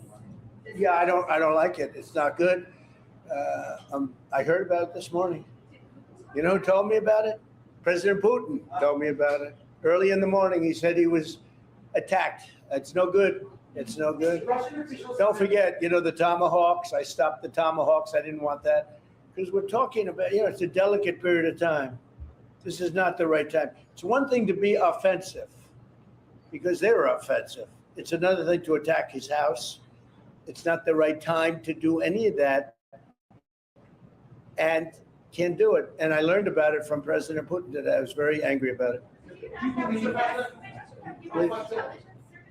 What? Now Yahoo suit matches with Trump. It came out. Well, we'll find Now out. Yahoo You doesn't said even maybe look the healthy. attack didn't take place. It's possible too, I guess. But President Putin told me this morning it did. He looks so weird. Importance of a strong relationship with the state of Israel. And Mr. Prime Minister, you call President Trump the strongest friend for the state of Israel. You work with numerous administrations, numerous presidents. Can you expound on that? What makes President Trump such a strong friend for the state of Israel? Why don't you go first? I'll say it again and again and again. We've never had a friend like President Trump in the White House. It's not even close. And I think you can judge that. I don't know. Something's just not really right. by the frequency of our meetings, but by the content and the intensity. I think Israel is, You very know, blessed there's a lot of to have manipulation President going Trump on. leading the United States, and I'll say leading the free world at this And time. that's what got rid of how they got rid of Charlie Kirk. I think it's the world's great fortune. Well, I just want to say He didn't that, want to deal it's very important who the with Prime them Minister and and President lost his of life. Israel is. We have a great And I relationship. truly It was believe an honor that to speak before that your whole leaders. mess That with was a great Charlie, honor for me. I think that's it just has not happened the before. visions that I have. But, It's crazy. The relationships. I don't even think it's safe to say on YouTube. Bibi's a strong man. He can be very difficult on occasion, but you need a strong man. If you had a weak man, you wouldn't have Israel right now. Israel would have been, you know, Israel with most other leaders would not exist today. They would not exist. And now they're stronger than ever. Yeah, please. Are you going to ask Netanyahu to sign this agreement with Syria? Well, I hope he's going to get along with Syria, because the new president of Syria is working very hard to do a good job. He really is. I know he's a tough cookie, and he's Look how he looks you're like not going Trump. to get a choir boy to lead Syria. That's the one thing I will say. So I hope they're going to get along, because, you know, I dropped the sanctions on Syria because otherwise they wouldn't have had a chance. We want to see Syria survive. So we're going to be talking about Syria too. Okay. Thank you very much, everybody. Have a good time. Go have a good lunch. Prime Minister Netanyahu, Thank there's you. a lot of facts regarding. You know, after you hear these things, I think better to quit now. Thank you. Thank you. That's how you cut Hey off everyone, the I'm reporter. Emily Campagno. What a great way to cut off the reporter. Yeah, listen, Trump says, shut the fuck up. We're going to go eat. We're going to go eat. All right, here we go with another Melody King. Remember when I told you everything has changed? Everything is unprecedented. And what we're seeing now, what's happening with New Year's around the world being canceled because of terrorist threats, guys, we have never seen anything like this. Every day there is something new bombarding us. But take a listen to this news report and then we'll get more into a couple different things. Chicago officials are sounding the alarm ahead of New Year's Eve. Law enforcement agencies warning this week that large celebrations, including fireworks events, could be an attractive target for terrorists, saying there are no specific threats, but they are monitoring risks such as vehicle ramming attacks or the use of drones. And in New Orleans, city officials are requesting heightened security after the FBI stopped a threat targeting Border Patrol agents. Authorities say the suspect is allegedly affiliated with an extremist group known as Turtle Island Liberation Front, the same group tied to an alleged New Year's Eve bomb plot in Southern California. 4 alleged members of the group have been charged with conspiracy to use a weapon of mass destruction, providing and attempting to provide material support to terrorists, and possession of unregistered firearms. According to court documents, the defendants described plans they intended to implement following the New Year's Eve's bombings, including their plans to target U.S. Immigration and Customs Enforcement, ICE agents, and vehicles with firearms and pipe bombs to take some of them out and scare the rest of them. And overseas, 7 countries are canceling their New Year's Eve plans, citing safety concerns. Let's bring in retired NYPD officer. Like, we really have, don't you just feel like everything's different? There's 1,000 things happening at once. We got Iran.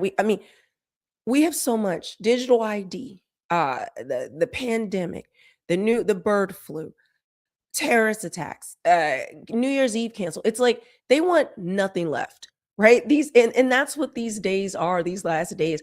It is just, there's just no joy. There's nothing great happening in the world. No corrupt politician or deep state is getting indicted. That's because it's all the deep state. That was such a psyop now that I look back at it. But understand, this is what's happening. They open the doors for things to happen, for people to come over here or into different countries.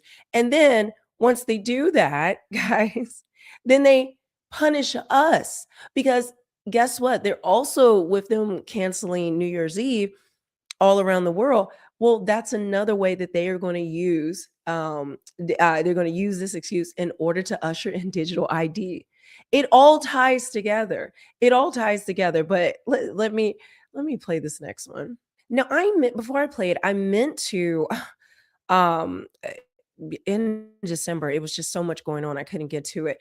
But there were all these attacks at Christmas markets. Like, it was like insane. They even like burned baby Jesus, destroyed things. They would come in, Muslims would be chanting things, and none of them, no trouble for them. They wouldn't get arrested. There would be no problems.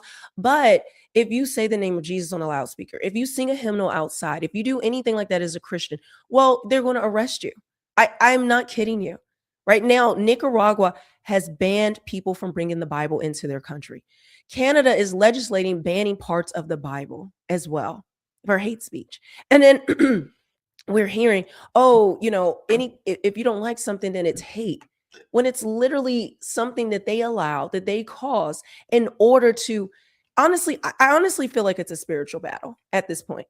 All the things you're seeing with the Somalians and all of that, I do think some of it's a distraction because we all have a bigger fish to fry with the stuff we've been talking about.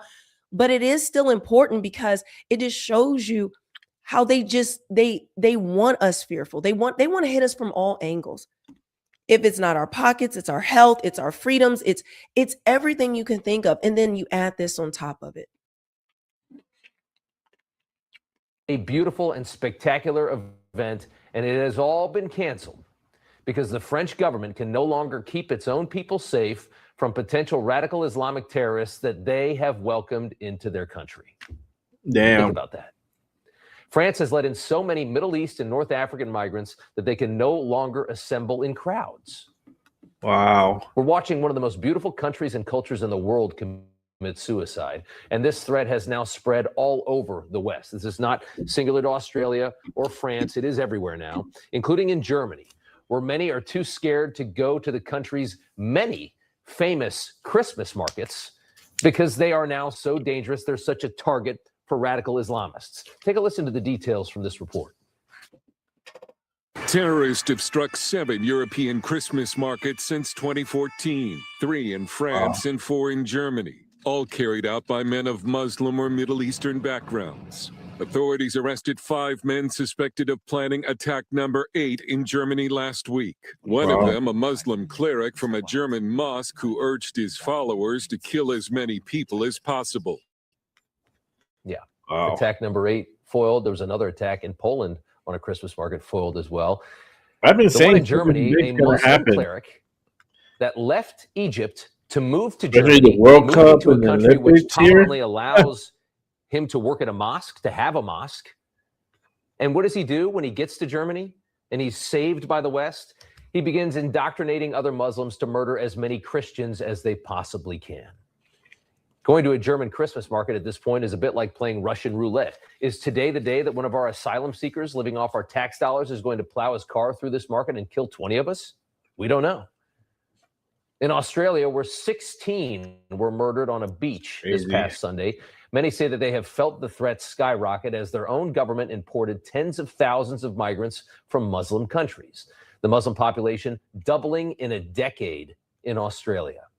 The left-wing Prime Minister of Australia, the Labour Party, a country that has the strictest gun laws in the world already, just wants to add more gun laws, light a candle, and move on. Wow. Light a candle, put it in their front window tonight at 6:47 p.m. to show that light will indeed defeat darkness. I'll take to National Cabinet this afternoon a proposal to empower agencies to examine what can be done in this area. Being led by people that couldn't care less if you live or die, completely detached from reality, politically correct nonsense, stronger gun laws so the Islamists have a harder time murdering us is the answer, right? They don't want to actually fix the problem. They'll let thousands of us die before they'll be accused of being racially intolerant. They don't let their own far people more about their political themselves? orthodoxies than That's your crazy. life. You should always remember that. But they have nothing to protect themselves. Okay, so you get what's happening with that, but guys, That's we're wild. going to see an increase in it, or it's going to be civil unrest, political unrest. Guys, all of this is coming down the line.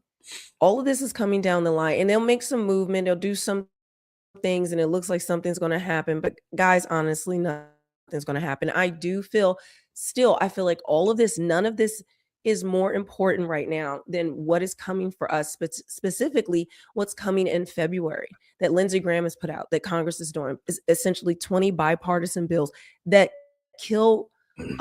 basically censor us completely online. And not only that, usher in digital ID even faster. So they're going to be doing different mechanisms, whether it's, they aren't doing the terrorists, get what I'm saying? They're going to use different things, whether it's bills that they push forward for internet safety for kids, or if it's this whole terrorist thing that they end up using as part of kind of this push in order to get people to get digital ID. This is what's coming down the line. I don't know what else to tell people because it's just amazing. Every time I log online, there is something new. And it's just, I start to see the dots behind it and what it could possibly lead to, not just what we see on the surface level, but what can be used to strip away our freedoms even faster. And at this point, it seems like everything is designed to do that. Now, I told you guys as well, one of the things we see with Islam worldwide, particularly in Europe, in the UK, and now here, we're starting to see it.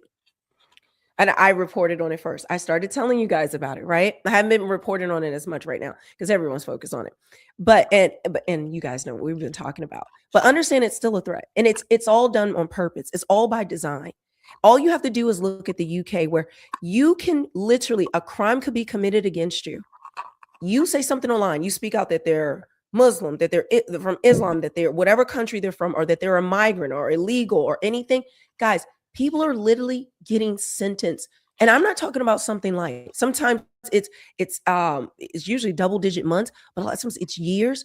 I told you about the teacher who just got a life sentence because kept misgendering a student, and really because of his faith, his Christian values. So we see this attack on Christianity. We see this attack, and I want you to watch this report, because no one is being hyperbolic here about what is happening, right? This is their game plan. And I've told you this is their game plan around the world to conquer. And this is just one thing we have to think about on top of all the other nonsense that's going on. Now you have to worry about, can something happen to you because you speak out against something like this? Now, of course, the UK is different than we are, but understand this is part of the digital ID. This is part of all of that, because they believe, and really part of the Abraham Accords, there's 3 religions. It's Catholicism, Judaism, and Islam. There's now a prayer room in the Vatican. That's right. Crazy. I mean, sorry, a Muslim prayer room, a mosque essentially in the Vatican. And Christianity is left out. And you've got to understand and ask, why is there an attack on Christmas? Why is there an attack on everything? Why is there an attack if you say the name of Jesus, then you're too religious and all that? Nobody else gets that type of treatment. But this wrote, because they're over here, given life of Riley, off the tax us hard-working people earn, when it could be put to better use. Come over here with no work visa, no trade to their name, and then there's more people being put out homeless each year. They get top band priority on housing. You went on to say that you did not want your money going to immigrants who, quote, are kids and get priority. End quote. Although you said that you had no intention of carrying out any act of violence, there can be no doubt that you were inciting others to do so. So that's a UK court sentencing a 28-year-old man from Leeds, Jordan Parler, to 20 months in prison because of his Facebook post, where he was reacting to the stabbing deaths of 3 young girls from Southport. He was pissed, like Lucy Connolly, like the rest of the UK. I was living in the UK when that happened. Everyone was pissed. And everyone still is. There is no trust in the government anymore. And when you lose trust in the government to do the right thing, and when the government starts putting people in jail for calling out the rape and murder of people and reacting to it, you're kind of screwed. Because this is the same court system that gave this man, Al Aswad, a 26-year-old Syrian asylum seeker who was convicted of 3 separate sexual assaults on women between May and June of 2025 while living in a migrant hotel. He only received a 6-month prison sentence, suspended for 2 years. So he didn't have immediate custody. This is the same court system that didn't even put this man in jail, despite him being a 33-year-old Ukrainian refugee who was convicted of molesting a woman at London Bridge after fleeing the conflict in Ukraine. And he completely avoided imprisonment, with his defense citing stress over his family's safety amid the war. This is the same court system that sided with this 41-year-old Ethiopian former asylum seeker who was jailed for 12 months after sexually assaulting a 14-year-old girl and woman with a 5-year sexual harm prevention order. Oh, he was intended for deportation post-sentence, but he was released. Oops. Who's a bigger threat? The man who was reacting to 3 girls being stabbed to death by migrants, or the people actually stabbing and raping the women?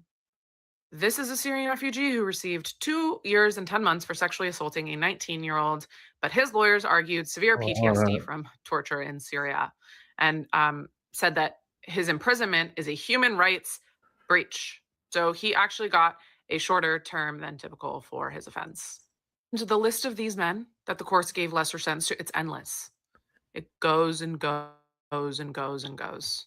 So yeah, people are going to be pissed. Wow. And actually, while she was going on, I want to show you this. Look at this. I told you, I'm not kidding here. Look at this. A British woman has been charged with a hate crime for praying in her head.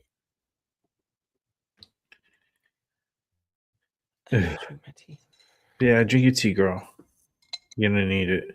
You guys think I'm joking. I'm praying in her head. That's right, praying in her head. While gangs of Muslim men rape and kill little girls without even a slap on the wrist. Guys, yes.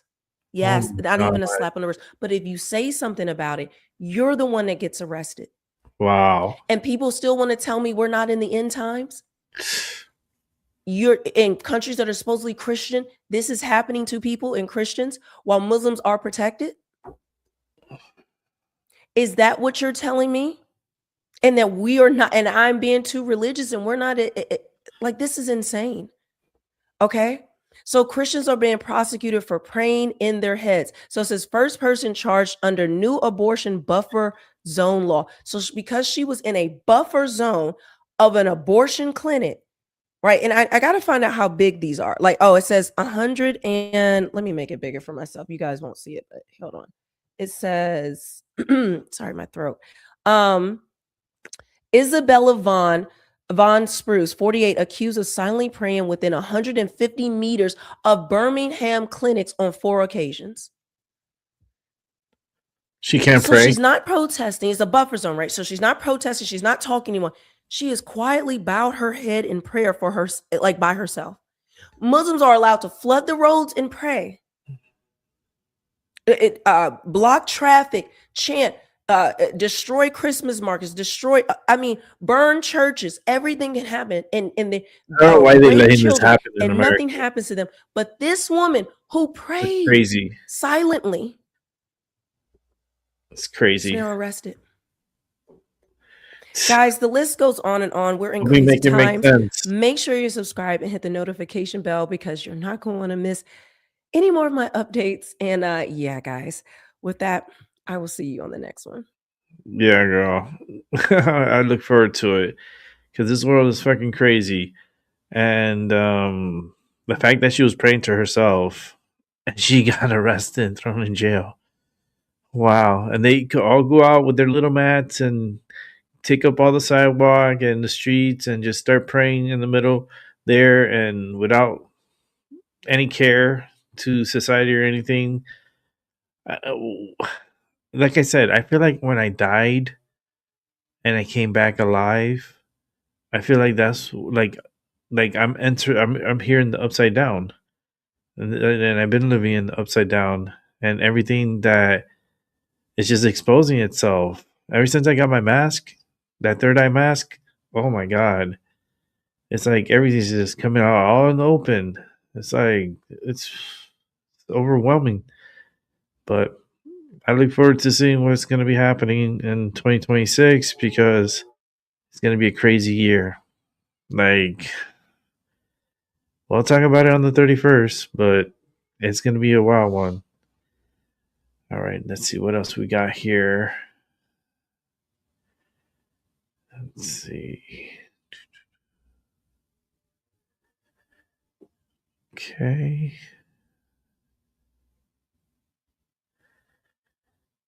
All right, we're going to go into the liberal hive mind next.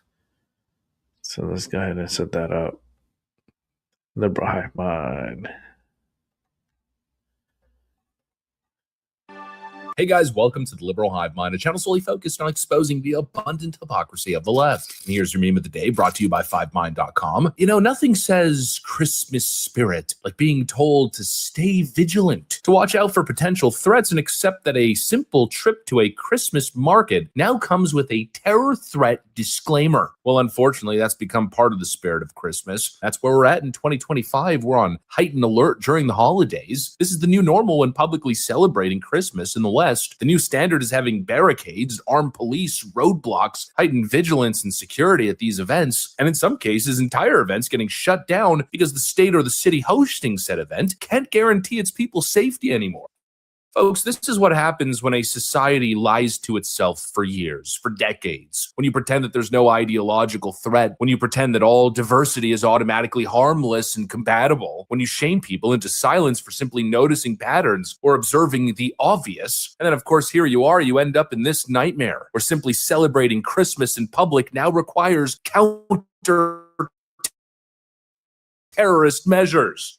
We've lost the frickin' plot, folks, and the constant attacks on these Christmas events, I think, puts it all into the clearest perspective possible. Let me show you guys exactly what's going on. This is going to make your blood boil. We got some stuff to get into, so let's roll the tape. The benefits of immigration and multiculturalism. Blind multiculturalism, tolerance, this la-di-da. Meanwhile, this is the reality. Quote, expert urges vigilance at Christmas markets amid terror attacks. Visitors to Christmas market behavior of unattended bags. We're talking about Christmas markets, families, for the kids, children having fun, maybe some nice ice sculptures. Yeah, well, not anymore. That's no longer the normal. Now the normal is try not to get ran over by a terrorist driving a frickin' truck. Our society is becoming sick. Chicago officials are sounding the alarm ahead of New Year's Eve. Law enforcement agencies warning this week that large celebrations, including fireworks events, could be an attractive target for terrorists, saying there are no specific threats, but they are monitoring risks such as vehicle ramming attacks or the use of drones. Meanwhile, the left tells you everything is hunky-dory. Well, obviously, that's not the case, and obviously there is a threat here that they don't want you to honestly confront. And it's not a theoretical threat, folks. The pattern at this point is pretty damn deep, and I'm talking specifically within the context of Christmas attacks. Not terror attacks as a whole, but just the attacks on Christmas. It's starting to get to a point where these Christmas attacks have become normal. We've got the Berlin Christmas market truck attack back in December of 2016, which killed people and wounded many others. Then you've got Strasbourg in 2018, another Islamist terror-linked attack around a Christmas market that killed multiple people. Just more recently, December 21st, 2024, in Magdeburg, Germany, we saw a vehicular attack at a Christmas market that killed 5 people, including children, and injured more than 200, which of course shut down the market for the rest of the season. And now just this year, we barely dodged an attack. Here's an article from the BBC. 5 arrested over plot to attack German Christmas market. 5 men have been arrested in Germany, suspected of being involved in a plot to drive a vehicle into people at a Christmas market. 3 Moroccans, an Egyptian, and a Syrian were detained on Friday over the plan to target a market in the southern Bavarian state. Authorities said that they suspected an Islamist motive. Prosecutors said that the Egyptian, a 56-year-old man, was alleged to have called for a vehicle attack with the aim of killing or injuring as many people as possible. The Moroccans allegedly agreed to carry out the attack. Oh, and I might as well mention the Bondi Beach attack. In this case, it wasn't a Christmas attack, but rather a Hanukkah attack, but still kind of fitting the mold. When are we going to start pointing out the obvious, that we are under attack? And it doesn't necessarily just have to be the overt violence. Obviously, that's the worst form of it. No, it's also culturally. It's not just violent attacks, but also these massive harassment mobs that have been targeting Christmas events across the Western world the entire Christmas season. We covered a couple previous events, and now it's happening again, this time in Canada. We got clips coming out of Toronto at a massive mall named the Eaton Centre. This apparently happened on Boxing Day.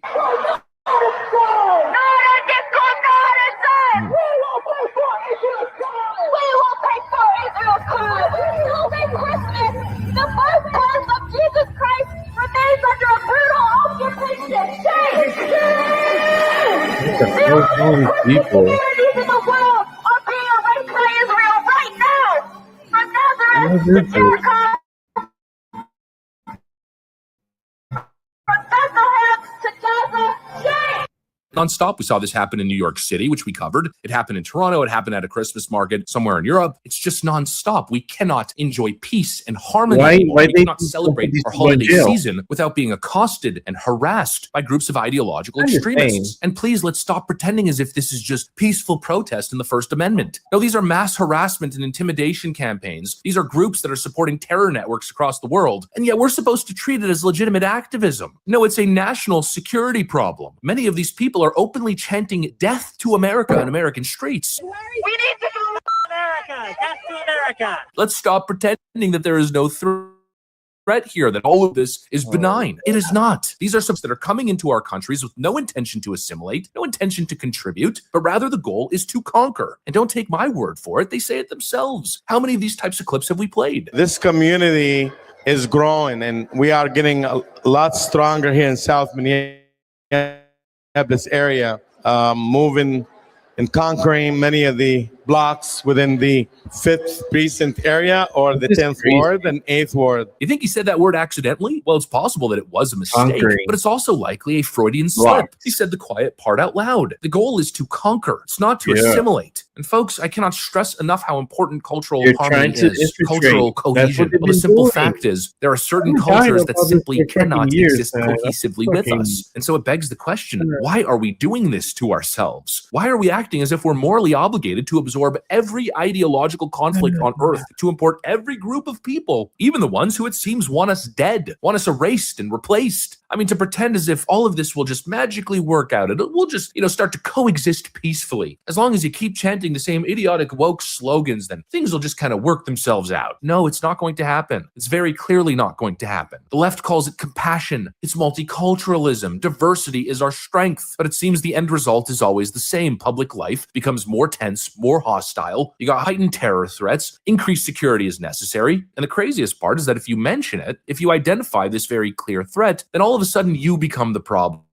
Notice how that's happening across the Western world. The conversation didn't shift to the Islamic extremist threat, but rather to use the state, use the Australian government to clamp down on what's been identified as hate speech. Post-Bondi massacre, the government's now trying to pass legislation that would undo anonymity online and allow the government to prosecute people who engage in right-wing, extreme, far-right talking points, like identifying the clear terror threat that exists from the Islamic world and the clear elements of cultural incompatibility. It's absolutely backwards. It's all completely backwards. It's gotten to the point where the approach is borderline suicidal, and we have to continue to speak up because the threat is real. The ideology that produces this jihadist violence, these intimidation mobs, it's real, it's organized, and people are dying. It's time we stop with the constant idiotic virtue signaling and we start protecting ourselves. Self-preservation is key. It's the most important thing. Every other nation does it, or every other part of the world does it, except for the West. No, we do the exact opposite. It's constant self-flagellation and pretending as if we owe the world something. No, we owe our children something. We owe our ancestors, our heritage, and our country something. This is really a nice guy finishes last kind of situation. We're so focused on being the all virtuous, the nice guy. And if we don't wake up and wake up quick, we are going to lose everything. Anyways, that's what I got. Thanks for watching, and I'll see you on the next one.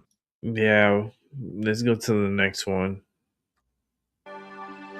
Hey guys, welcome to the Liberal Hive Mind, a channel solely focused on exposing the abundant hypocrisy of the left. And of course, here's your meme of the day brought to you by 5mind.com. You know what I find incredibly frustrating? This constant demeanor of victimhood that we see from people like Ilhan Omar, as if all the criticism and all the scrutiny she's facing, well, it's all unwarranted, unjustified. It's just, we're a bunch of mean, racist bullies because of the pigmentation of her skin, because of her accent, because of where she's from, because of the headscarf that she wears. That's why people are targeting her. But that, of course, couldn't be further from the truth. She's not the only minority in Congress. If it were just about race or religion, identity or gender, you'd expect other people to be in the spotlight as well. But nope, it tends to be just Ilhan Omar. Well, that's not entirely fair. Mostly Ilhan, Alexandria Ocasio-Cortez, Jasmine Crockett. And well, here's the next question. What do they all have in common? Well, first of all, they're all loud, obnoxious, extremely arrogant, boisterous. I mean, think of a negative descriptive term and it'll apply. But in the case of Ilhan Omar, not only is she always drawing attention to herself, no, beyond that, she seems to always be implicated in something. There's always something that doesn't seem she's the victim is such monumental nonsense. No, the only thing that Ilhan Omar is falling victim to appears to be her own behavior. It's issue after issue, from how she came into the country, her connections with her family, the potential immigration fraud involving her brother, and now, of course, the unanswered questions relating to the incredible wealth that she and her husband have been able to accrue in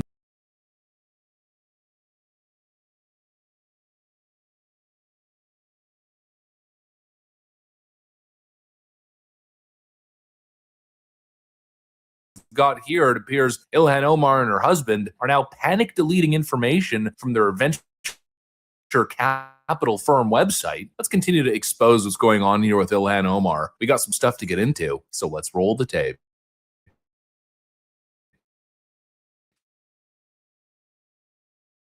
All right.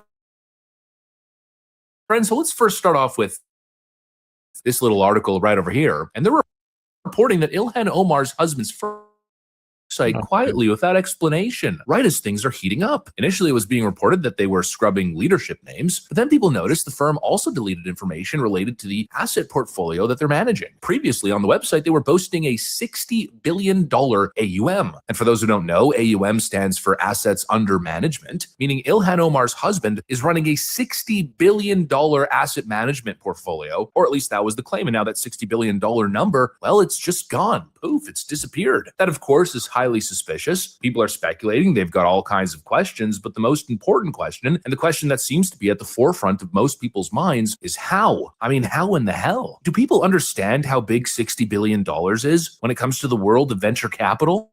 Folks, that's not entry level. That's entering the realm of some of the biggest VC players on planet Earth. That's the level where you could probably start calling yourself a global institution. And here's where things get very, very fishy, very suspicious. I'm sure a lot of you guys already know this because, well, we've been speaking about it for a long time. Ilhan Omar's husband and his little business venture here, he started that VC firm roughly 2 years ago. Please, somebody explain to me how that makes sense. To go from $0 just starting up your firm to $60 billion in assets under management in what appears to be less than 24 months, that makes absolutely no sense. I mean, that's the kind of number that the top firms are managing. And guess what? It took those firms decades to build. You know the kind of relationships you need to foster? You need to have consistent track record, consistent positive exits, the kind of credibility that you need to be running a $60 billion firm. Something makes absolutely no sense here. I mean, just thinking and searching for possible explanations, maybe they're exaggerating, maybe they're lying. That, I guess, would show their lack of ethics, or maybe they're really running a $60 billion empire. That, of course, again begs the question, how? Well, I'd say the only answer is corruption, you know, a real Paul Pelosi kind of situation. They've got all the inside information, and so they're able to make all these perfect decisions, perfectly timed, and so they're cutting backroom deals and people are trusting them. That, my friends, I'd argue is total abuse of position and power. I mean, high-level corruption. There could also be a third explanation, which I'm not exactly convinced by. Some people are suggesting that they're funneling taxpayer dollars into the VC firm. Now, I'm not going to go there just yet because that's a crazy claim, and, you know, you'd need a lot of evidence for that kind of crazy claim. I'm not going to say it's not possible. I'm just not willing to go there. But honestly, regardless of what it is, it's either unethical or corrupt. And again, that seems to be the common denominator here, right? That seems to be the trend in Little Mogadishu, Minnesota. And Ilhan Omar at this point is becoming the poster child. As we know, Ilhan Omar walked into Congress in 2018 with a net worth of negative $45,000. That's what's been reported. Wow. And so we're supposed to believe that in the last 6 years or so, that Ilhan Omar went from negative $45,000 net worth to now with her husband over $30 million. And all of that is above water. All of that is legit. Yeah, if you believe that, I've got oceanfront property in Oklahoma to sell you. Again, how the hell does that happen? On a public servant salary. And no, Ilhan Omar doesn't have patents. She hasn't invented a product. She doesn't own a factory that builds widgets, produces quality goods that meet the market and there's high demand for. No, none of that. She has no private sector experience, no relevant skills from what we understand. Before she got in Congress, I mean, how else can you describe it? She was an absolute bum. And now she's worth $30 million. And her husband is running a $60 billion firm. Corruption. And yet this woman has the audacity to claim that, oh, she's a victim. She's a victim of racial abuse. What an absolute joke. No, Ilhan, it just appears that anywhere there's corruption, anywhere there's fraud, anywhere there's money to be made off of your position in Congress, you are there ready to go with a freaking ski mask on and a damn duffel bag. You know, this whole I'm an innocent victim act is an insult to our intelligence. I mean, even speaking of all this massive fraud going on in Minneapolis, now that it's being uncovered, who seems to be connected to all these fraudsters? Again, it's Ilhan Omar. In fact, she hosted one of her campaign events at one of the restaurants that was engaging in massive, large-scale meal program fraud. She just happened to choose that restaurant and take photos with the scammer in question. And now, of course, more photos are being released. Look at this. It's Ilhan Omar with more alleged and convicted scammers. But if you ask questions, if you suggest that something doesn't make sense here, then, oh, you're a racist. Give me a break. It's not racial hate. It's common frickin' sense. And when someone's public story is constantly changing, when details on the websites are getting deleted, when there's no legitimate explanation for this massive explosion in personal wealth, well, then obviously they're trying to hide something. And they're also hiding behind these claims of racism. Something is wrong here, and everything wrong seems to lead straight to Ilhan Omar. And really, again, what an utter disgrace. Ilhan Omar loves to present herself as such a virtuous individual, right? She's so much holier and greater than you. You're the racist, and she's the perfect human being. But time and time again, she can't even meet the basic standard, and that's exactly what's happening here in the case of her entire position, her entire career. You know, she's supposed to be a public servant, and the entire idea of public service is that you're supposed to serve the country. country. You get a modest wage in Congress because, of course, it's not about the money. It's about what you are doing for your country. But it appears Ilhan's not interested in that. No, she's interested in what can country do for me? How can I exploit this position for personal gain, to turn my job into an engine of wealth? How can I create an orbit around me of shady operators and fraudsters and treat America like a damn piggy bank? In other words, par for the course in Lil Mogadishu, the thing, Ilhan Omar. Anyways, that's what I got for you guys. Thanks for watching, and I'll see you on the next one. All right, he has the next one, so let's watch the next one. HiveMind, a channel solely focused on exposing the abundant hypocrisy of the left. And here's your meme of the day, brought to you by 5mind.com. Well, friends, it appears as though Tim Walz has nowhere left to hide at this point. And I think it's becoming less of a political image thing, less of an optics thing, less about people turning against him or his electoral prospects collapsing. No, I mean it more in the legal sense. You know, of course, little tampon Timothy here is doing the usual Democrat escape tactic where he acts all shocked, offended, totally unaware that billions of dollars was stolen, simply disappearing in a corrupt public dollar fraud ecosystem. But every day that goes by, as more and more is uncovered, this issue of corruption is becoming harder and harder to dismiss, to shove under learning just how bad it really is. And well, today, the latest information drop or the latest finding, well, it's not that it's just simply bad, it's that it's extremely bad, specifically for now uncovered a very, very damning 2023 X post from Tim Walz. Let's just say that Tim Walz's back is now against the wall. Let me show you guys exactly what's going on. We got some stuff to get into. So let's roll the tape. All right, folks.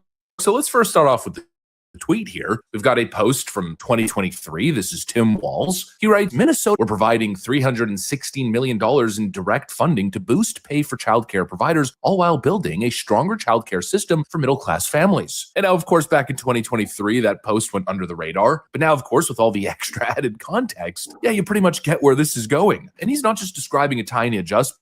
No, of course, that never happens in the world of Democrat spending, just like you'll never hear a Democrat talking about reducing the size of government or spending less or spending more efficiently. No, it's always, we got to take a whole busload of cash and throw it blindly at a problem or a program. And so there it is over $300 million, which obviously was framed so righteously. Look at all this money. Look at our generosity. We're investing. Passionate Tim Walz bestowing the people with millions of dollars. But now we know exactly where that money went. It went to Minnesota's Leering Center. Yeah, we're starting to get a pretty good outlook here. Spend massive amounts of money, create these giant publicly funded streams, and then act shocked and pretend as if you had no idea whence all that money gets diverted in widespread various fraud schemes. And that's obviously what happened here. Now we're laying out the whole timeline. You know, again, at one point, Tim Walz could have played dumb. He could have taken the angle that he didn't know. No, I'm just the governor overseeing all the programs and spending. But of course, it's so complex, I can't possibly follow every dollar. And I gotta tell you, that kind of excuse, in my view, is already insulting.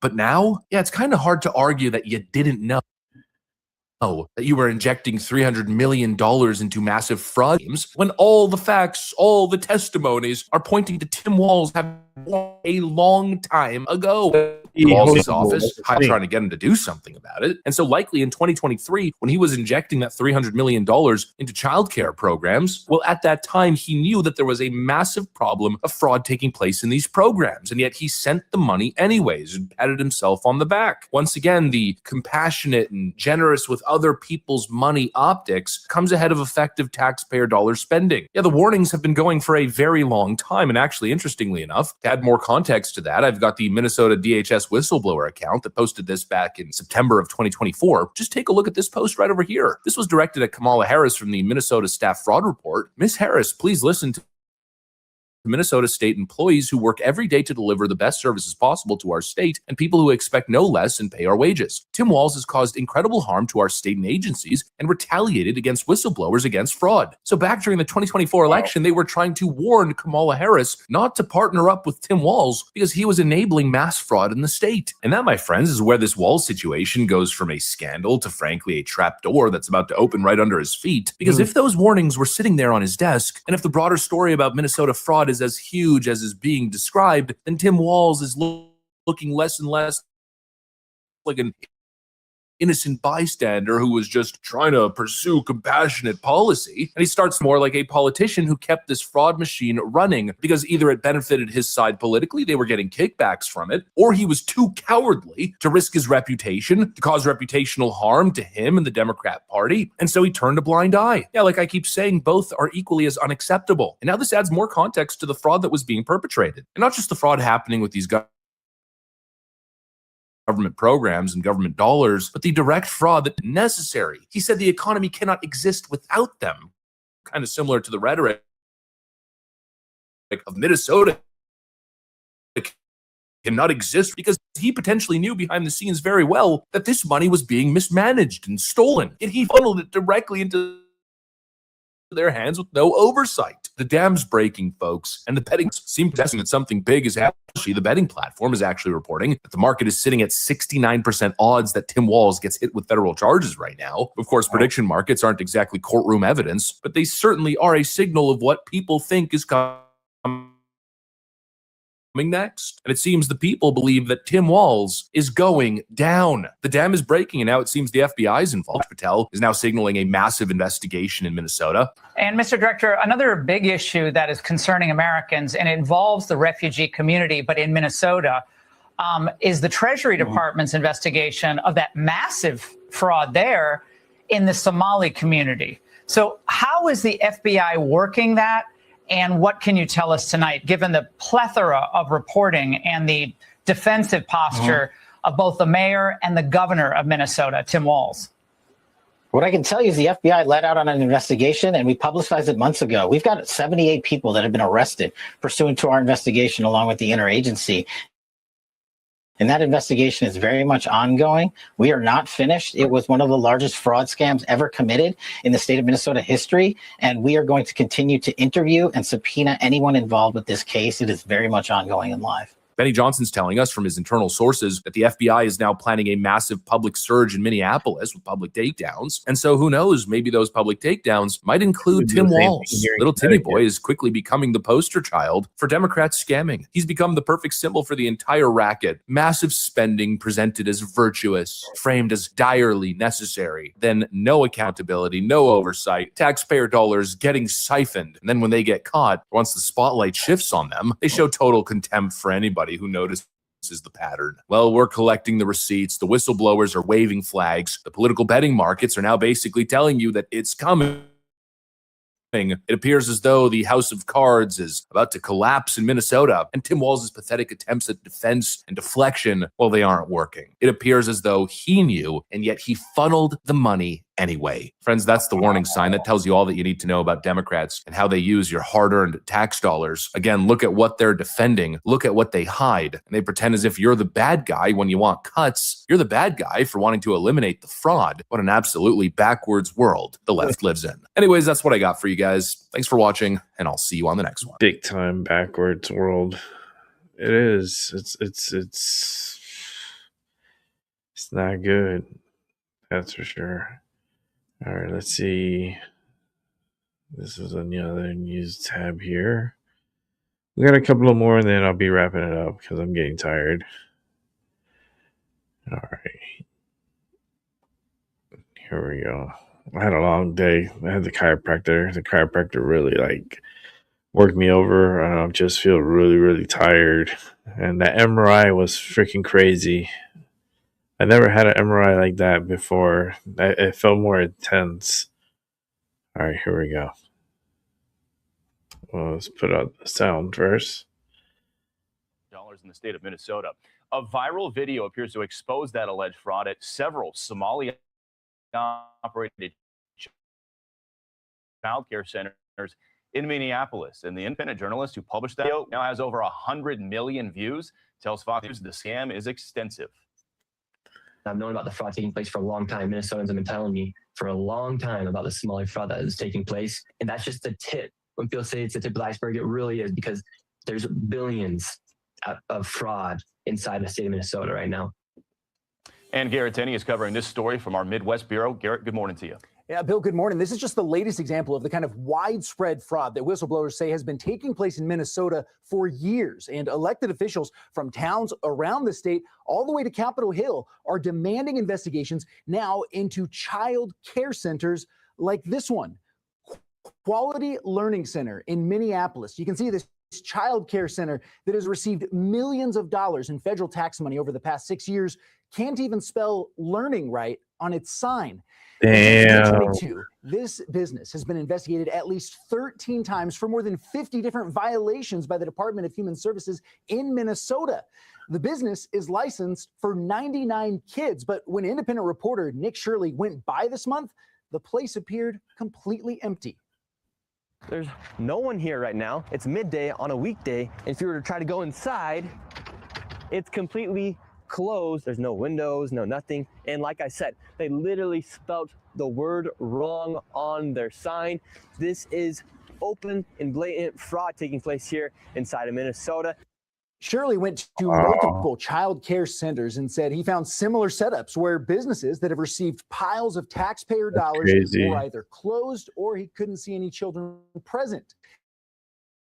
In response to that video that's now gone viral, Vice President J.D. Vance posted on X, "What's happening in Minnesota is a microcosm of the immigration fraud in our system. Politicians like it because they get power. Welfare cheats like it because they get rich. But it's a zero-sum game, and they are stealing both money and political power from Minnesotans." Senator Ron Johnson says this is now going to be a primary focus for congressional investigators. These agency heads who funnel the federal money to the state agencies, they have to demand that the agencies are transparent. And unfortunately, particularly in Democrat-controlled states, they're not. They're refusing to turn over those records. I've got subpoena power. I will use that subpoena power to obtain these records because we have to get to the bottom of this. Yeah, Minnesota Governor Tim Walz is under fire for all of this happening under his watch, but he says he's now taking steps to investigate this fraud further. He claimed it's something they've already been looking into and that they are now setting up guardrails to keep it from happening again. Bill? And Nick Shirley's video at 110 million views as of this morning. Viral is an understatement there. Safe to say plenty of public interest in this. Garrett Tenney live in Chicago.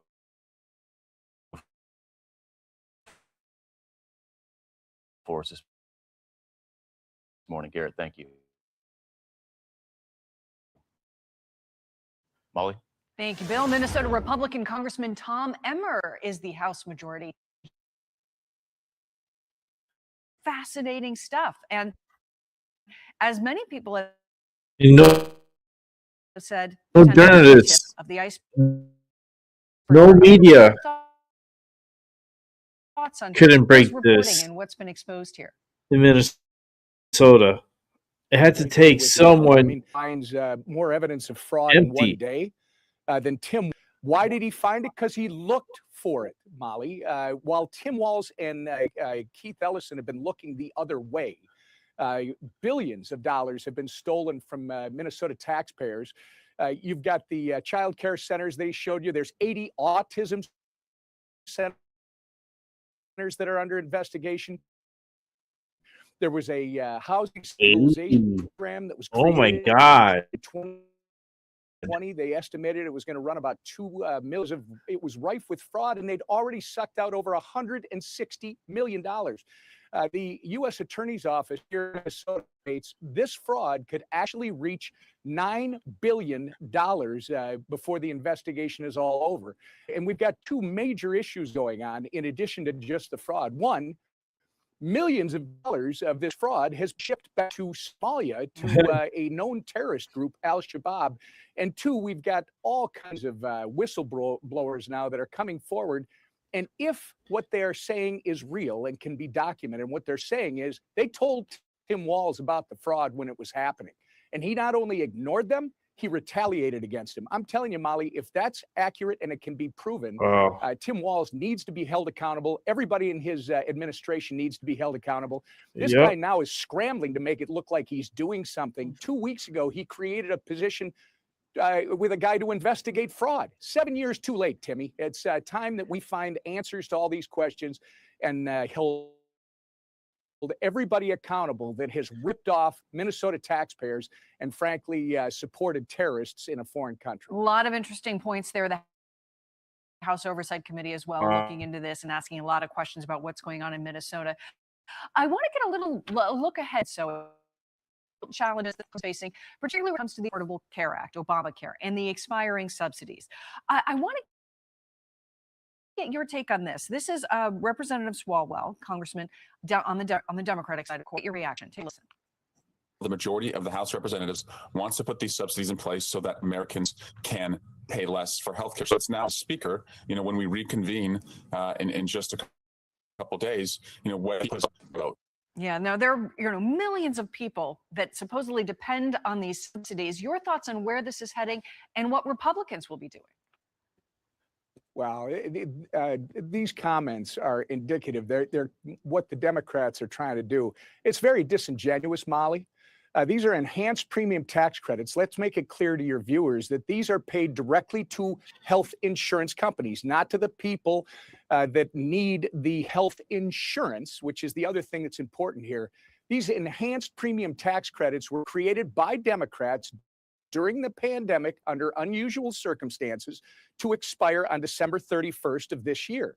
They only impact 21 million people in this country, while 300 million people are seeing their health insurance premiums run out of control to the extent that they can't afford it. These guys are talking about 21 million people. Eric Swalwell and Democrats do not want to fix this problem. They want it as a political issue. I applaud Dom's, and now he's calling health insurance executives in front of him to talk about why it is over the last 15 years when Democrats and their co-conspirators, the health insurance industry, created the Unaffordable Care Act. Why is it over the last 15 years that health insurers have been making billions of dollars while Americans have less and less access to the great health care that this country has to offer? That's the real problem. And they'd be rewarding the executive and we so shall much see money. how those reforms go. It's going to be a fascinating 2026. Crazy. Sir, Happy New Year. Thank you for joining us. We greatly appreciate it. Congressman Tom Nevers. Same, Molly. Hey, everyone. I'm Emily, hold on, Emily. Let's not go to here because I'll do Zelensky shit. But let's come back to me here. And let's see what else we got. We got a couple of more to go, 3 more to go, and then we're done for the night. So let's see, what's this one? Take this one out. And then set it up, and let's watch. Here at home and across the state, with about 200 cases per 100,000 people in Western New York. The State Department of Health on Friday saying that New York just saw the most cases ever recorded in a single week. 13 Wham's Daniel Finkelstein heard from 2 recent patients and from experts in the field about what they're saying about this current strain. Daniel, good evening. Well, good evening, Stephen. The State Department of Health tells me the current flu strain is a subtype of influenza A, which can cause more severe symptoms. If you're considering getting the vaccine, doctors say it isn't too late. Take it from Kimberly and Christy. This year's flu is no joke. My head feels very full. I feel nauseous. This is horrible. It is just, it takes everything out of you. On Friday, the State Department of Health reported more than 71,000 flu cases statewide, the most ever recorded in New York in 1 week. But doctors tell us that's only what we know of. I expect the holiday week's going to be even worse because we all gathered together for the holiday season. We share our love, our joy. We also share our germs. So I think it's really important to have that. We have a lot more flu season ahead of us right now, and the worst, is still in front of us here. After watching the Bills play in Ohio with her family, Kimberly Trobia says she came down with a bad fever. It was 105.5. We had gotten home and I called my doctor. My doctor said, no, go to the urgent care immediately. That's pretty high fever. While she was able to wait it out at home, Christy Schreiber said her symptoms were so severe, she ended up in an ambulance heading to Rochester General. I Wow. couldn't even walk. I could barely talk. I did help with everything I did. I was not able to eat or drink. Once they finally did get an IV in me with fluids, I started feeling a little better, but it took a very long time. Both are thankfully recovering, but their experiences are two examples of a recent spike in cases. Doctors say while flu vaccines may not completely prevent infection, it can prevent those severe symptoms. I am seeing lots of viral illnesses, flu included. I'm probably see 18 to 20 patients a day, and probably like 4 to 5 of them are testing positive for flu. Doctors tell us if you're symptomatic and having trouble hydrating or breathing, for example, that could be a sign you should go to the hospital. We're told flu season usually tapers off in early to mid-April. Stephen, back to you. All right. Well, throw it back to me and let's keep it moving.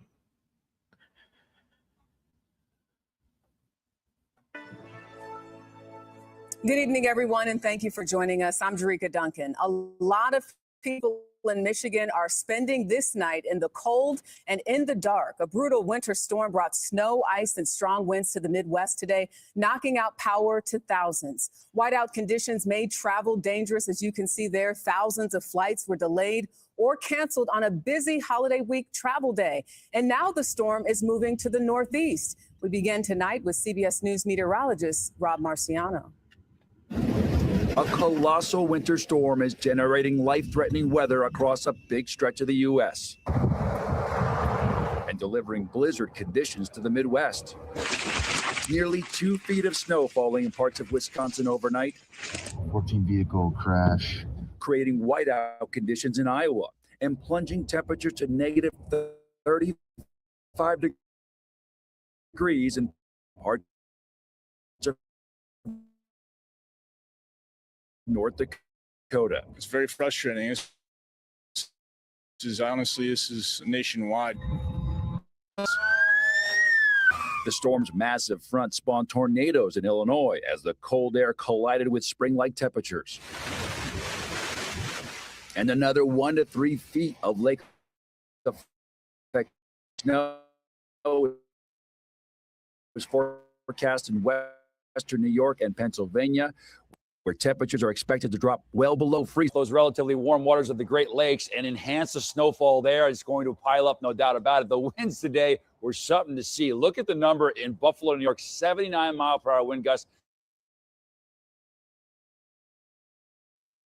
That's the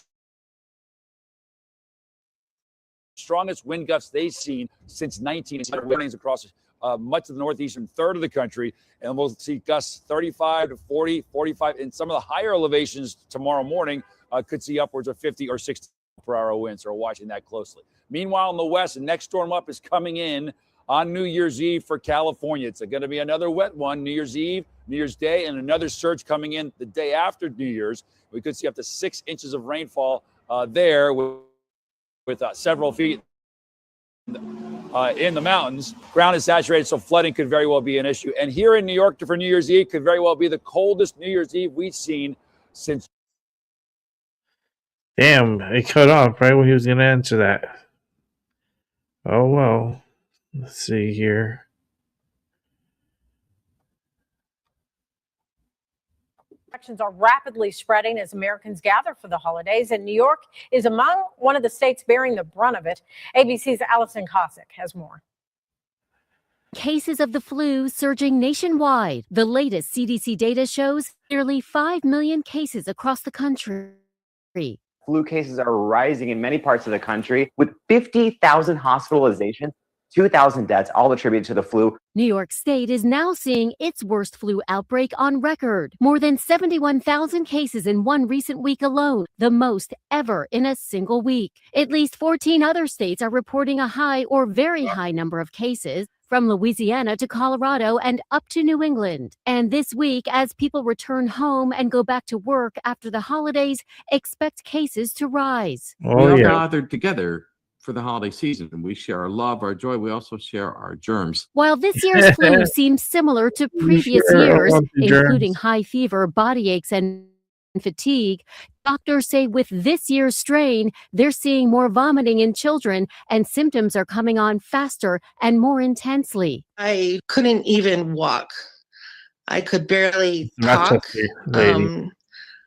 I did help with everything I did. I was not able to eat or drink. The bulk of this year's cases are being linked to a new variant known as subclade K. Doctors say the flu shot will still help reduce your risk of severe illness, but fewer Americans have been vaccinated this year. One survey found only 34% of adults got their shot. If you do get sick, there are treatments. So it's a good idea to go and swab and get tested because you might be able to take an antiviral such as Tamiflu for influenza as long as you start that quickly, usually within 48 hours of symptoms.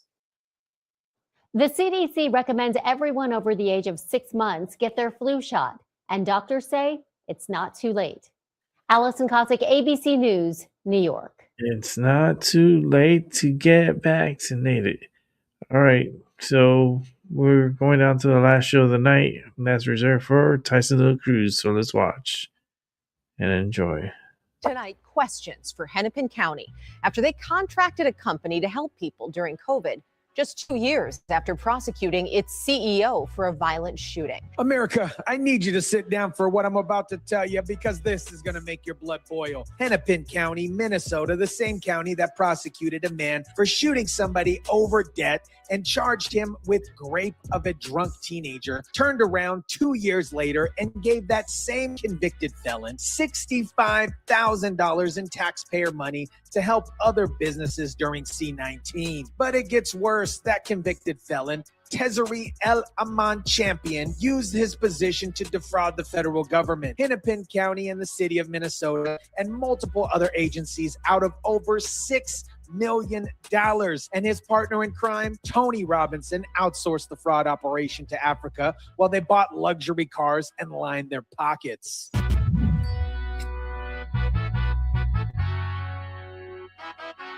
The U.S. House Committee Chair, Republican James Comer, sending out 7 letters to those with Minnesota government ties to be interviewed as they investigate allegations of fraud. What is up, guys? Tyson De La Cruz here. Thank you so much for rocking with me. This is the nonprofit industrial complex in action. This is how blue states turn taxpayer money into a slush fund for criminals while pretending to help communities. And I'm going to show you exactly how this scam works. Let's start with the most insane part of this story. In 2018, Hennepin County Attorney's Office convicted Tezzeri El Aman Champion of assault with a deadly weapon for shooting somebody who owed him money. They also charged him with criminal sexual conduct for allegedly raping a drunk teenager. But those charges were dropped because of his felony conviction. So this man is a convicted violent felon who shot somebody over money and was accused of raping a teenager. And what does Hennepin County do just 2 years later? They gave him 3 contracts totaling $65,000 to help other businesses navigate pandemic relief programs. Apparently, the mayors in the state now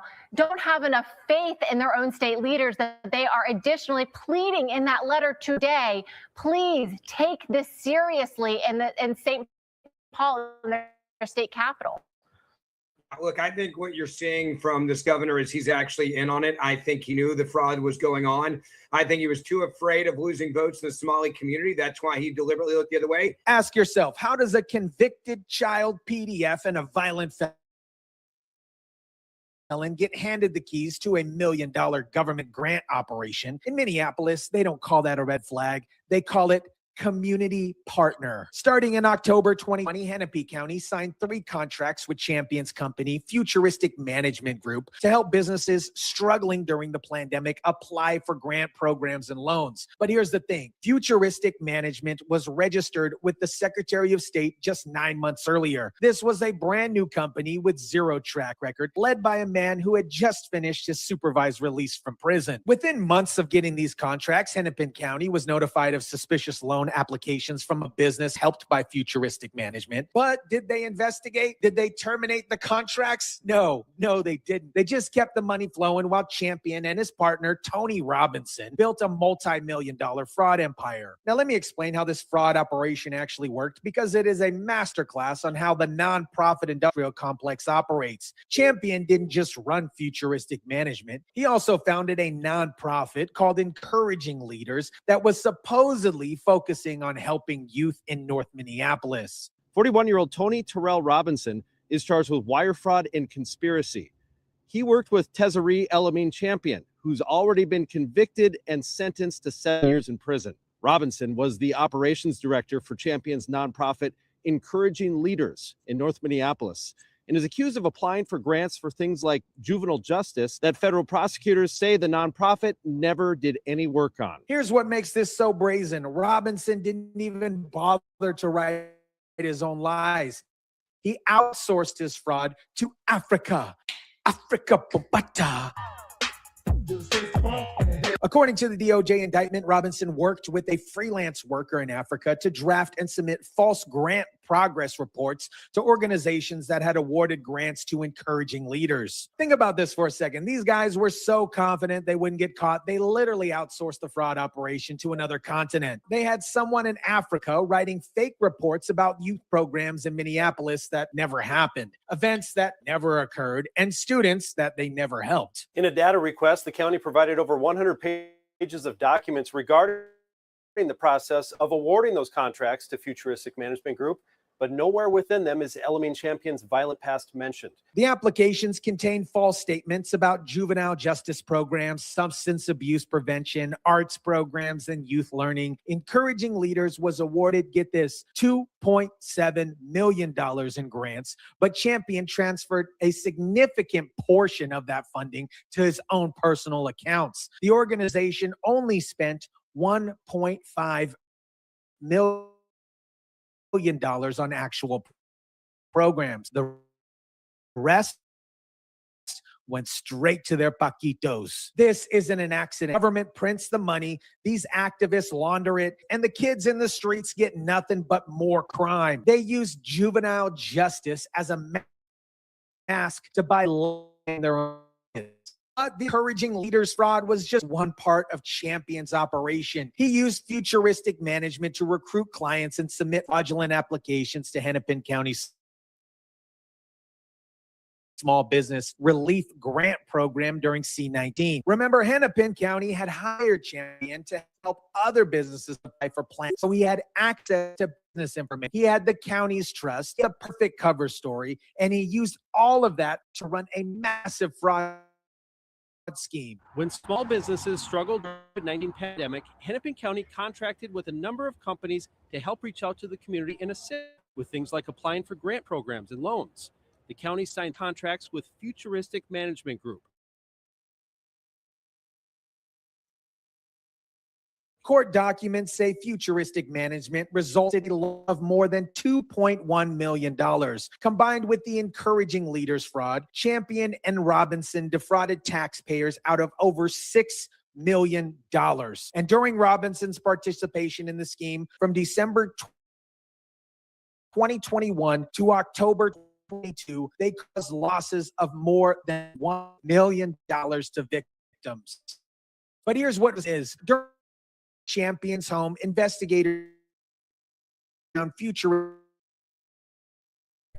a safe, $120,000 in cash, and a revolver with obviously his DNA on it. Elamine Champion was not allowed to possess a gun, but according to a federal indictment for multiple frauds he used to intimidate clients while being paid by Hennepin County, while they're allegedly up PPP loans and scam the government out of $1 million.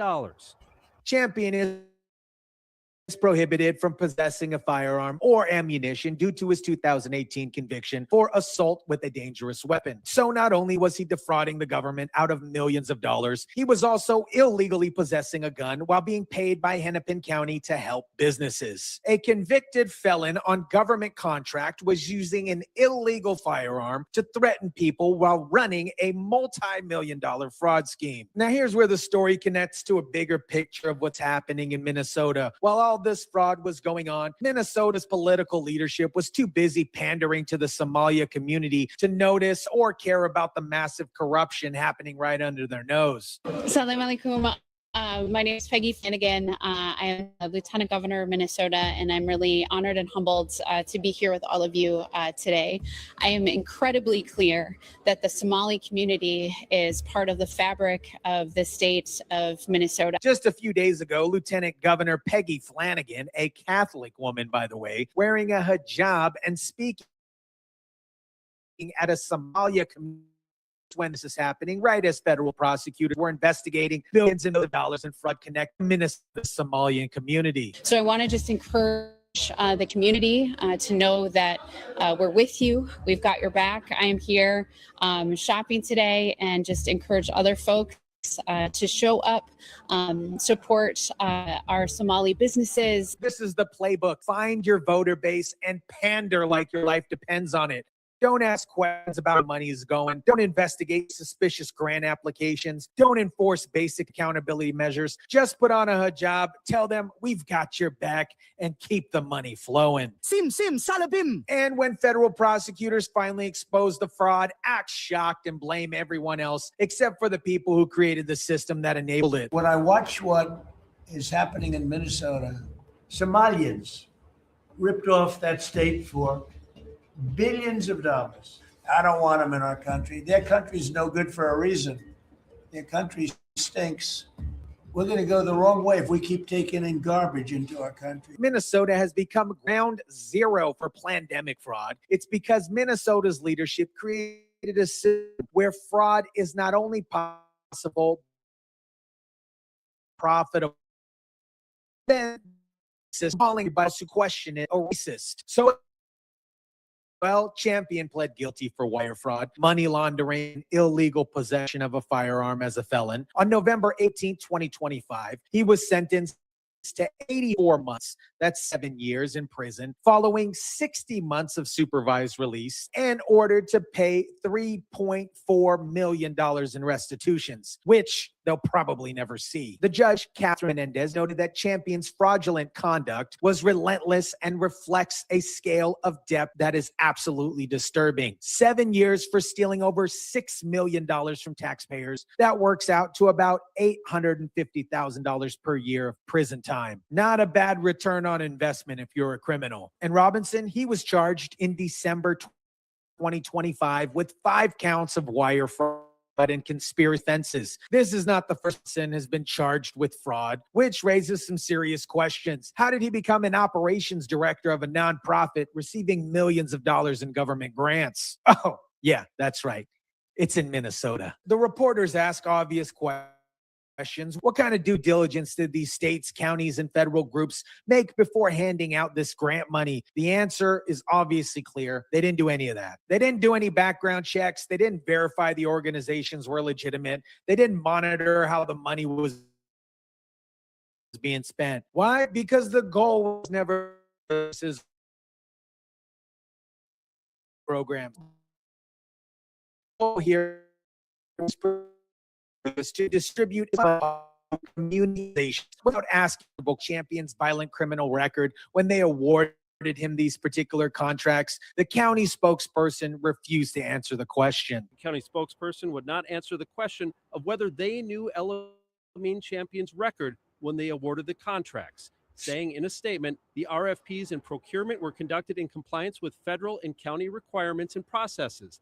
The county takes great effort to safeguard public resources and takes all allegations of fraud seriously. That, my friends, is not an answer. That is a cover-up. They wouldn't say whether they knew about his record, because if they said yes, they're admitting knowingly that they hired a violent felon. And if they say no, they're admitting they didn't do basic background checks before handing out taxpayer money. The county provided over 100 pages of documents regarding the process of awarding those contracts to Futuristic Management Group, but nowhere in those documents is Champion's violent criminal past mentioned. Not once, not anywhere. So whether they knew and didn't care, or they didn't bother to check, either way, it is a complete failure of government accountability, and nobody's being held responsible except for the criminals who took advantage of the system. America, this is what happens when political correctness becomes more important than accountability. Minnesota created a system where basic questions about who's getting taxpayer money is considered racist, where convicted felons become community partners. Champion and Robinson are going to prison, but the system that enabled them is still in place. The politicians who created it are still in office. The bureaucrats who handed out money without doing background checks are still employed. The lieutenant governor, Peggy Flanagan, is still wearing a hijab, telling the Somalia community, we've got your back, while federal prosecutors uncover billions and billions of dollars in fraud. The judge called Champion's conduct relentless and disturbing. But you know what's more disturbing? The government officials who made it possible are still collecting paychecks while pretending they had no idea that this was happening. That, my friends, is the real fraud. And it's happening in every blue state in America. Let me know what you think about this. Drop it down in the comment section down below. Smash the like button if you kindly would. Share, subscribe. And as always, guys,